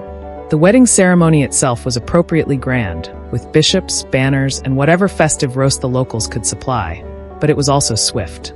Almost suspiciously swift. And afterward, once the formalities were concluded, Richard, like a man ticking off the final item on a to-do list before heading to war, essentially said, "Thank you, that will be all," and rode off into legend. He never saw her again. To call this iconic ghosting would be an understatement. Richard didn't just ignore his marriage. He placed it in cold storage and forgot the key. Berengaria, now technically Queen of England, never set foot in England, never gave birth to a child, and never played a public role in Richard's reign. She was escorted to the Holy Land for a time, where she and Richard likely exchanged a few polite words, perhaps about the weather or supply logistics. And then she vanished from his side altogether, returning to a quiet life of widowhood well before her husband actually died. Their union produced no heirs, no gossip, and no discernible warmth. It was, in essence, a dynastic footnote, useful in the moment, irrelevant afterward, and mostly remembered today because of how spectacularly uneventful it was. One might imagine her receiving the occasional letter from some distant court official asking whether she was still technically married, or if anyone had updated the royal family tree recently. She outlived Richard by decades and eventually retired to a nunnery, where she presumably did not have to explain much to the other residents, who likely understood all too well the peculiar loneliness of medieval political marriage. This total absence of romantic entanglement, both before and after his wedding, has long fascinated historians, biographers, and idle minds who enjoy sprinkling a bit of scandal into their parchment. Richard, for all his martial charm and poetic appeal, left behind no legitimate children, no acknowledged bastards, and no detailed documentation of any affair, love, or dalliance. Now, one must be cautious when interpreting the personal lives of medieval figures, especially those as cloaked in legend as Richard. The standards of privacy were different, the records sparse, and the definitions of friendship, affection, and alliance far more fluid than we might assume today. That said, the absence is notable. For a man constantly surrounded by adoring knights, flattering poets, and plenty of opportunities for romantic intrigue, Richard seems to have devoted very little energy to the concept of love, or even pleasure. Which brings us to one of the more discussed and debated aspects of Richard's legacy: his potential homosexuality, or, at the very least, his emotional closeness with other men, particularly Philip II of France. Now, to say that the two shared a diplomatic relationship would be an understatement. They were allies for a time, fought alongside each other, and according to several chroniclers, shared a bond that raised more than a few eyebrows, even by the standards of courtly affection. The chronicler Roger of Hoveden wrote that the two kings ate every day at the same table and from the same dish, and at night the bed did not separate them. Now, while sharing a bed in medieval times was often a matter of practicality and not necessarily an indication of romance, warmth was valuable, and mattresses were not widely available at the corner market. The tone of these accounts suggests more than just military camaraderie. Jean Flory, a respected modern historian and author of Richard Coeur de Lion, Le Roi Chevalier, explored these questions with care and balance. Flory does not make definitive claims about Richard's sexuality, but rather examines the available evidence and acknowledges the ambiguity. He notes Richard's apparent indifference to women, his deep bonds with male companions, and the absence of heirs, placing these observations within the context of chivalric culture, where male friendships could be intense, emotional, and entirely non-sexual. Or, of course, not. What emerges from Flory's work and others is a portrait of a man whose emotional life was, at best, a locked chest with no surviving key. We cannot say with certainty whether Richard was gay, asexual, romantically stunted, or simply too focused on war and glory to concern himself with such earthly distractions. What we can say, and say with confidence, is that he left behind a mystery, one that has proven remarkably durable for a man so very uninterested in domestic legacy. For Richard, love may well have been irrelevant. His passion, his obsession, his true object of devotion was the battlefield. If others longed for suns and warm hearths, he longed for the cry of war horns and the gleam of enemy armor beneath a rising sun. He loved strategy, loved spectacle, and loved the part of kingship that involved charging at full gallop with a banner trailing behind him. Compared to that, the idea of sharing quiet evenings by a fire with a spouse or watching a toddler drool on royal documents might have seemed incomprehensibly dull. He had no patience for stillness. He had no interest in planting seeds, metaphorical or literal, and waiting for them to grow. He wanted fire, motion, conquest, and songs. Perhaps the idea of an heir, someone to raise, to instruct, to see as a reflection of himself, felt too much like maintenance, and Richard had never been particularly fond of maintenance. And so, when he died, there was no son to succeed him. No princeling with golden hair and a noble chin ready to step forward and vow to finish what his father had started. Instead, the crown passed awkwardly to his younger brother John, who inherited none of Richard's military flair, most of his recklessness, and very little of his charisma. England, still reeling from the financial burdens of Richard's campaigns and the lingering consequences of his absence, had no royal child to rally behind. Only John, whose rule would become infamous enough to inspire entire libraries of bad press, culminating in the signing of the Magna Carta and a lifelong reputation as the villain in every Robin Hood story ever told. And that, in a way, is the final note in Richard's romantic emptiness, the absence of continuation. His story ended with no bloodline, no legacy in the form of children, and no partner to mourn him in the traditional sense. He was buried, eulogized, celebrated, and mythologized, but never truly mourned by a family of his own making. His memory belonged to the realm, to the poets, to the warriors who had ridden with him, and the chroniclers who had scribbled feverishly about his deeds by flickering lamplight. He left behind no love letters, no tender poems, no carved tokens exchanged in moments of quiet affection. Just a legend, sharp-edged, shining, and echoing down the corridors of time with the cold, clear sound of a sword being drawn.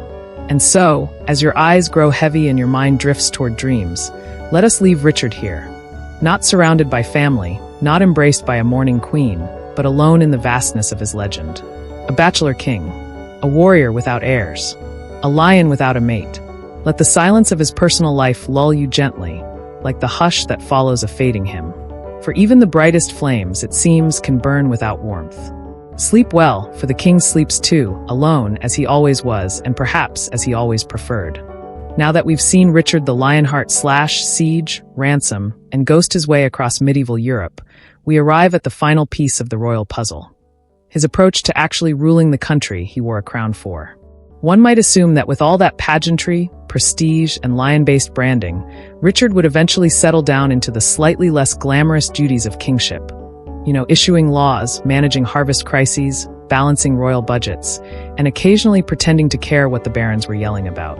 But no, Richard Plantagenet, King of England by blood and battle, was a monarch for whom governance was an afterthought, a background task best outsourced to someone else while he galloped into legend. If ruling were a sport, Richard would be the guy who shows up for the anthem, waves to the crowd, and immediately heads back to the locker room while a substitute plays the game. Richard's relationship with kingship was, in polite terms, hands-off. In less polite terms, it was non-existent. He seemed to view the job of king not as one of responsibility, policy-making, or even presence, but rather as a sort of permanent stage role in a military epic, preferably set abroad, with exotic landscapes, heroic battles, and zero committee meetings. The actual running of the country, the crown's tedious need for roads, taxes, courts, peace treaties, and vaguely functioning agriculture, simply didn't appeal to him. These were chores best left to others, and lucky for Richard, there were plenty of others available. Some were competent, most were ambitious, and one in particular would go on to become one of the most infamous and dramatically misunderstood monarchs in English folklore. His little brother, Prince John. Now, John was no Richard. He lacked the height, the charisma, the battlefield flair, and the poetic nickname.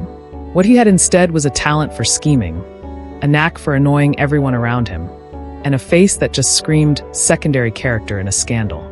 Richard, for reasons unknown to historians but likely related to convenience and familial fatigue, entrusted John with the management of England in his absence. It's important to remember that Richard spent almost his entire reign abroad, crusading, being captured, being ransomed, and launching sieges like it was his personal hobby. So England, by necessity, had to be ruled by someone else. That someone was John. And if you're already humming the boo, hiss music from Robin Hood, you're not alone. John's regency wasn't exactly a golden age. In fact, it was more of a tarnished silver period, marked by baronial unrest, financial squeeze plays, and a general sense of disappointment. But can we blame John entirely? After all, he was handed a crown-shaped paperweight and told to keep the kingdom afloat while his older brother wrote military fanfiction across the Middle East. There were no clear instructions, no inspiring postcards from Acre, and certainly no thank-you notes. Richard expected loyalty and revenue, nothing more. And when he finally returned, half bankrupt and half legend, he found that John had perhaps overstepped, possibly plotting to seize the throne, possibly just being bad at public relations. Either way, their sibling dynamic was a bit strained, in the same way that medieval torture devices are a bit uncomfortable. And yet, despite all this, Richard never really cared much for putting things right at home. His return to England was brief, more symbolic than administrative, and his focus snapped back toward France, where lands, battles, and grudges awaited him like an overly dramatic vacation he couldn't quit. Domestic policy remained a phantom, whispered about by barons and bishops while the king busied himself with cavalry formations. It's as if Richard believed the mere idea of him, the Lionheart, the Crusader king, the roar on the battlefield, was enough to keep the realm humming along. As long as his image remained untarnished and the songs stayed in tune, what more could England possibly want? This brings us to the most fascinating paradox of Richard's reign, his astounding popularity. Despite doing almost nothing in the way of governance, despite taxing his people dry, and despite being away for more than 90% of his reign, Richard was adored. Beloved, practically worshipped. His absence became his superpower. By not ruling directly, he avoided the pitfalls of everyday monarchy. Things like famine management, land disputes, and the ever-popular pastime of being blamed for absolutely everything. The English couldn't criticize a king they never saw. They couldn't complain about his policies because there weren't any. He was like a celebrity who never gave interviews, mysterious, untouchable, immune to scandal. And in that vacuum, myth bloomed. The poets were the first to seize upon it. They sang of Richard the way modern fans describe rock stars. He was brave, noble, tall, golden-haired, a war god on horseback. They didn't mention the domestic messes he left behind, the treasury he drained, or the local courts that collapsed from neglect. No one composed ballads about administrative reform or tax audits. Instead, they gave him titles like Flower of Chivalry and compared his swordsmanship to divine wrath. His reputation became a suit of armor stronger than anything forged by the blacksmiths of York. The people, too, leaned into the fantasy. Richard was the good king, the faraway king, the king who would return. Sound familiar? It should.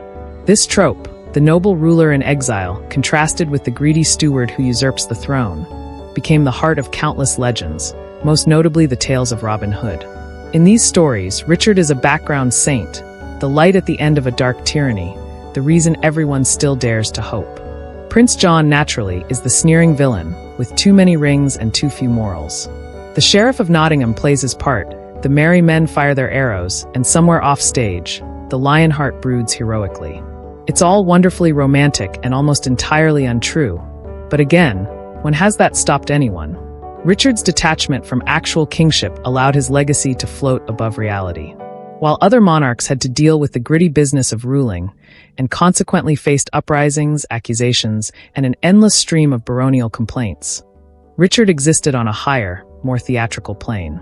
He was a monarch by metaphor. He embodied valor, courage, and divine purpose, even as his realm sagged under debt and his administration consisted of hastily scribbled letters from foreign war camps. The fact that he didn't govern effectively became irrelevant, because people believed in him. And belief, as any historian will reluctantly admit, is more potent than fact. This isn't to say that Richard was unaware of the realm's problems. He just didn't find them compelling. Give him a siege tower and a stubborn castle, and he'd light up with enthusiasm. Present him with a legal dispute between two nobles over sheep grazing rights, and he'd likely roll his eyes and gallop in the opposite direction. He was a king of action, not deliberation. A general, not a governor. It's tempting to call him a negligent monarch, but the truth is more nuanced. He didn't neglect the kingdom. He simply saw it as a support system for his true passion: perpetual crusading and continental conflict. England, to Richard, was less a homeland than a staging ground. a place to collect funds, troops, and occasionally hostages. That being said, the people who were left to handle England's affairs weren't always ideal. While Richard chased Saladin across the Levant, England endured inflation, political friction, and a general sense of administrative confusion. Prince John, ever ambitious and perpetually insecure, made power plays and inspired distrust. The clergy grumbled. The barons plotted. And through it all, the memory of Richard as the noble king, not the absent one, not the irresponsible one, but the noble one, somehow persisted. He wasn't judged by his absence. He was idealized through it. When Richard died in 1199, shot by a teenager with excellent aim and possibly terrible timing, England mourned not a ruler, but a legend. The kingdom hadn't known him well, hadn't been ruled by him directly, and hadn't benefited particularly from his policies. But none of that mattered. What mattered was the dream, the image, the hope that somewhere out there, a king had ridden with honor, fought for Christendom, and upheld the values that everyone wanted to believe their rulers still cherished. It was a fantasy, but it was a beautiful one. And that, perhaps, is the strangest legacy of all. Richard succeeded as a king not by ruling, but by not ruling. His greatness was forged not in the royal court, but in its absence. He avoided scandal by avoiding involvement. He escaped criticism by escaping the country. He was a monarch in name, a warrior in truth, and an idea in memory. The king who couldn't king turned out to be the king who didn't need to. So now, as your eyes flutter and your breathing slows, let yourself drift gently through the dream of a kingdom ruled by legend. A place where the king is always brave, always just about to return. No taxes, no droughts, no court politics, just the golden silence of a name whispered in song. Richard, the Lionheart, a king in theory, a crusader in practice, and a ruler whose greatest achievement was convincing history he had ruled it all. Sleep well, dear listener. May your dreams be ruled by someone else too.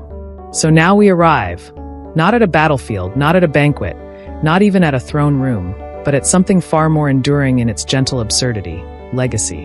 What remains of Richard the Lionheart, the roaring crusader, the king who barely ruled, the bachelor of banners and bankruptcies? As it turns out, quite a lot remains. Just not all in one place. In fact, the legacy of Richard I is a bit like an overambitious jigsaw puzzle. Scattered, contradictory, overly romanticized, missing pieces in the middle, and yet still somehow regarded with reverent awe by those determined to see the full picture even if the dog chewed half of it. To understand Richard's afterlife, both literal and symbolic, is to embrace glorious medieval messiness. A man who died young, lived larger than his own myths, and left behind enough fragments, physical, literary, and emotional, to keep chroniclers, filmmakers, and sleep-deprived history students busy for centuries. Let's begin with the most literal fragmentation. Upon Richard's death in 1199, thanks to an overconfident siege, a pesky crossbow bolt, and one very unlucky teenager with surprisingly good aim, his royal body was divided up and buried in 3 separate locations. This wasn't especially uncommon for monarchs of his era, but it was certainly poetic, or confusing, or both. His heart, presumably brave, loyal, and shaped like a tiny lion roaring over parchment scrolls, was buried in Rouen Cathedral in Normandy. This was meant as a gesture of affection for the Norman people, who adored him, or at least liked him more than his tax collectors. The heart was encased in a silver casket, which no doubt made it harder to misplace during cathedral renovations. Meanwhile, his internal organs, all the gooey, mysterious things medieval doctors claimed to understand but mostly didn't, were buried at Cales, the site of his fatal siege. This was perhaps a gesture of reconciliation, or a logistical choice depending on how bad the smell was by then. And finally, his body, the grand trunk of royalty, was laid to rest at Fontevraud Abbey in Anjou, beside his parents, Henry II and Eleanor of Aquitaine, in what was likely the most dramatic family reunion since his teenage rebellions. 3 graves, 1 king. That's Richard's posthumous geographical footprint. Heart in Rouen, guts in Cales, bones in Anjou. And maybe, just maybe, a bit of metaphorical spirit floating somewhere over Jerusalem, where he never went, but talked a great deal about. But Richard's true legacy, of course, isn't in the dirt. It's in the ink. It's in the songs, the scripts, the scribbles of monks, and the wild inventions of Victorian novelists with too much time and not enough editorial supervision. In the world of chivalric fiction and romantic nationalism, Richard was not just a king. He was the king of kings, the thunder of the battlefield, the sunlight gleaming off a noble brow. He was Ivanhoe's idol, Robin Hood's savior, the golden-haired hero who returns in the final act to set things right, punish the wicked, and restore order with a knowing smile and perfectly polished sword. That this bore little resemblance to the real man did not matter. History, after all, is rarely as profitable as myth. Richard the Lionheart, the historical figure, ruled poorly, taxed heavily, and ignored his own kingdom. Richard the Lionheart, the symbol, ruled in ballads, spared the innocent, and scared Saladin silly with a single stare across the desert. One lived, the other lasted. Let's take a leisurely stroll through some of the more delightful, and occasionally ridiculous, ways Richard's legend grew after his death. First up, Sir Walter Scott's Ivanhoe, published in 1819, and still one of the foundational works of historical fiction. In this novel, Richard is presented as a kind of undercover hero, roaming his kingdom in disguise, correcting injustice with a sly wink and the occasional smack of righteous vengeance. Never mind that Richard had barely spent time in England. In Ivanhoe, he's the soul of the nation, the good king lurking in taverns, judging apples, and making peasants feel seen. It's charming. It's stirring. It's utterly divorced from reality. But the Victorians loved it, and for generations Richard's face, or at least the face imagined for him, became synonymous with nobility and armor. Then, of course, there's the Robin Hood legend. Here, Richard plays the role of divine absentee landlord. The noble outlaw, Robin, fights oppression in the forests of Nottingham while Prince John, depicted as a greedy weasel with bad hair and worse manners, misrules in Richard's absence. The resolution always comes with Richard's return. He rides in like a deus ex regina, forgives everyone except the sheriff, and restores peace with one swing of his lion-branded authority. It's a fable of delayed justice, of patient loyalty, of believing the good king will come back and fix everything. And Richard, in that context, becomes less of a man and more of a promise. A bedtime story told to a tired kingdom. Of course, it helps that he's never around to ruin it. Paintings, too, have done their part. The 18th and 19th centuries saw a flurry of artistic renderings of Richard. All of them grand, all of them heroic, most of them imagined. In these images, he's always tall, always noble, always holding a sword like it's about to sing. Artists loved painting him atop white horses, standing beneath fluttering banners, and staring moodily at the Holy Land from a conveniently cinematic cliff. In reality, Richard may have been shorter, stockier, and slightly less photogenic, especially after years of sun exposure, armor rash, and poorly preserved food rations. But again, the myth does not concern itself with such indignities. It paints what it pleases. Even modern cinema and television have kept Richard's myth well-fed.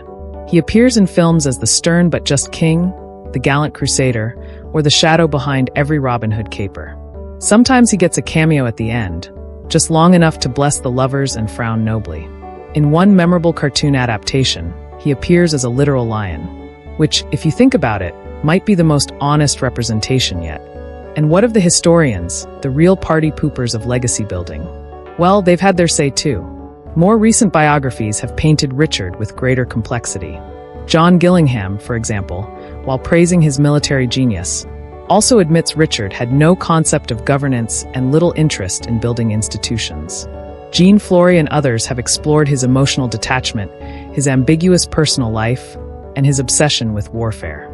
These scholars strip back the gilded edges, revealing a man of contradictions, capable of great heroism and cruel massacres, brilliant on the battlefield and hopeless in diplomacy, brave to the point of recklessness, and loyal only to the idea of himself. It turns out, when you look past the songs and statues, Richard was complicated, messy, human, a man shaped more by ambition than principle, which, to be fair, describes most historical figures worth reading about. And yet, the messy parts only seem to enhance the myth. The contradictions make him more compelling. He fought for Christianity, yet made deals with Muslim leaders. He was beloved by his soldiers, yet abandoned them when politics shifted.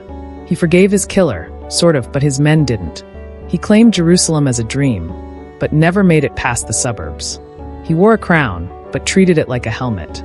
He died young, left no heir, and spent most of his reign somewhere else. But he roared. Oh, how he roared. In memory, in poetry, in the collective imagination of a continent longing for kings who were better than they actually were. Perhaps then this is Richard's greatest trick. Not dying well, not conquering perfectly, but lingering long after the details faded. He became a template, a silhouette of virtue outlined in battle smoke. When kings needed examples, they cited Richard. When generals needed inspiration, they studied his campaigns. When children played knights, they imagined themselves as the Lionheart, sword high, justice inevitable, hair perfect. Never mind the missing treasury. Never mind the dead hostages. The stories were too good. His scattered remains, heart here, intestines there, bones somewhere else, seem almost symbolic. He belongs to no one place, no one story.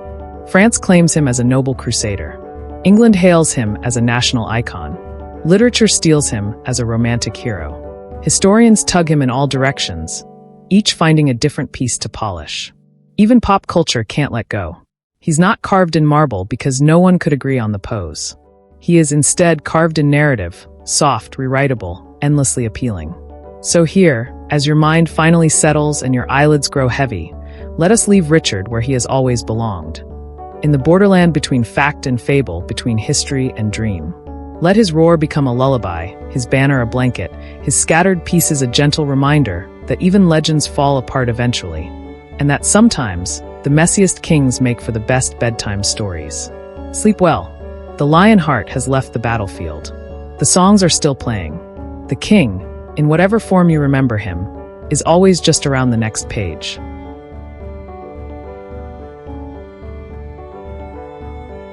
As we reach the end of this royal saga, a tale of swords, songs, sieges, and staggering spending, one thing becomes abundantly clear. Richard I, Coeur de Lion, was a man magnificently unfit for modern office. Not because he lacked charisma or vision. No, in those categories he excelled. But because he lacked restraint, practicality, and perhaps most importantly, the slightest interest in anything that didn't involve a battlefield, a horse, or a castle to be besieged with flamboyant fanfare. If leadership were measured solely by daring charges into enemy lines or the poetic angle of your sword when raised in sunlight, Richard would be the gold standard of kings.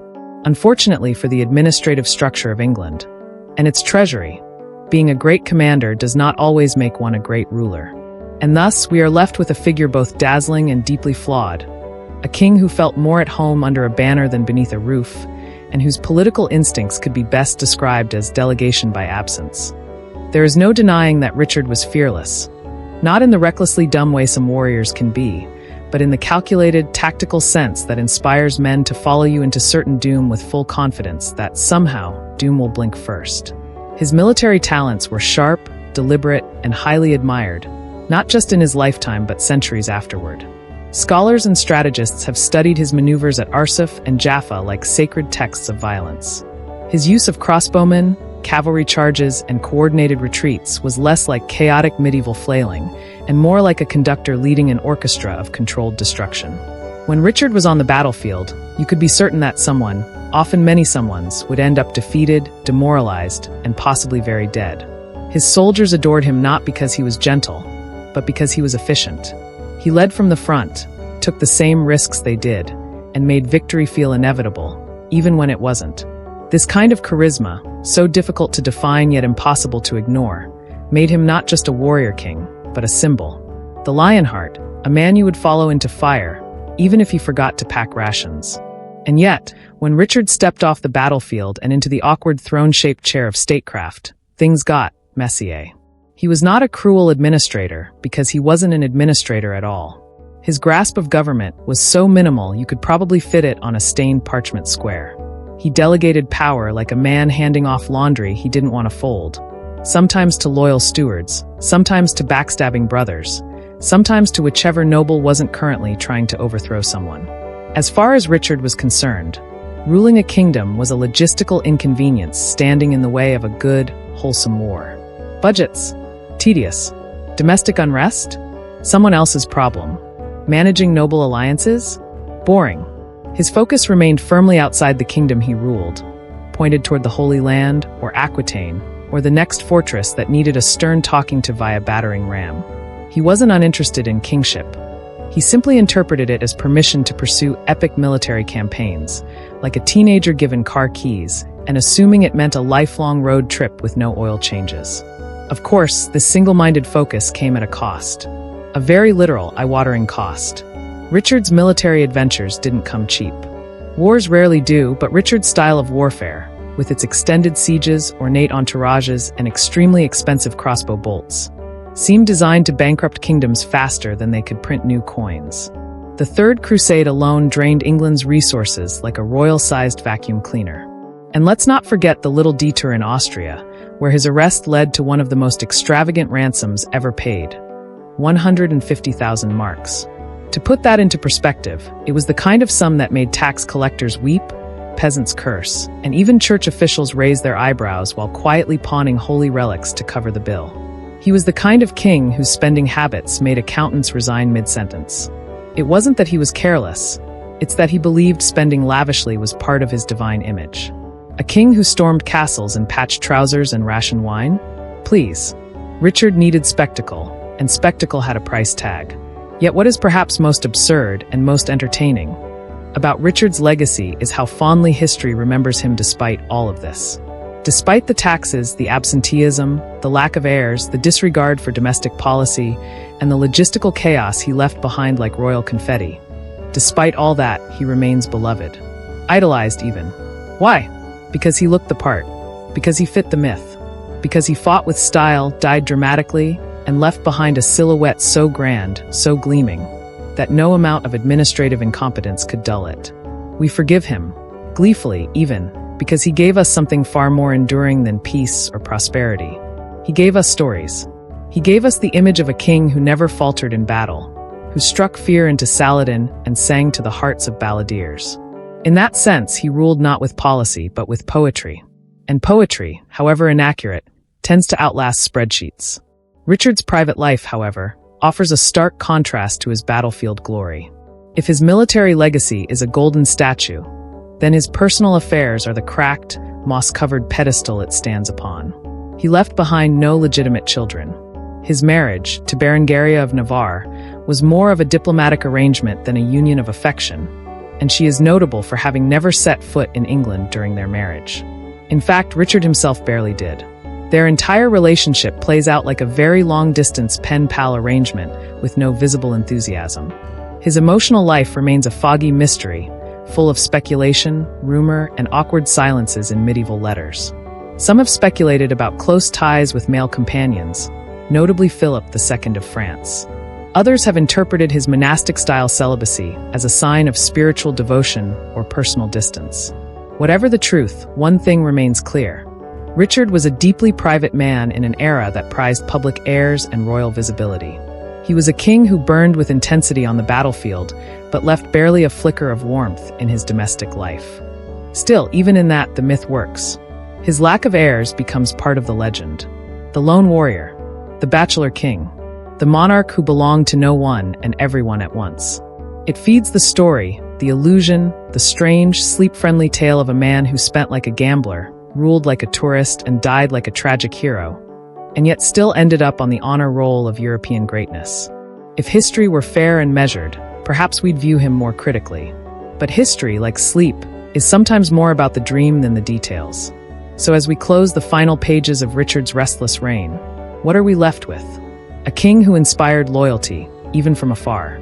A crusader whose footsteps echoed across continents, even if his footsteps at home were few. A man who fought for glory with unmatched fervor, even as he ignored the subtle, unglamorous duties of ruling an actual kingdom. He wasn't the wisest king, or the kindest. He wasn't the most just, or the most organized. But he was unforgettable.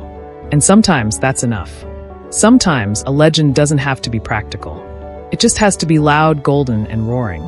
So sleep now, dear listener. Let the banners fall. Let the trumpets fade. The Lionheart has spent his last coin, won his final battle, and drifted, just as you are now, into the soft, forgiving arms of history. Once again, if you like this video, don't forget to like and subscribe, so we have more motivation to produce better quality products. And now, good night.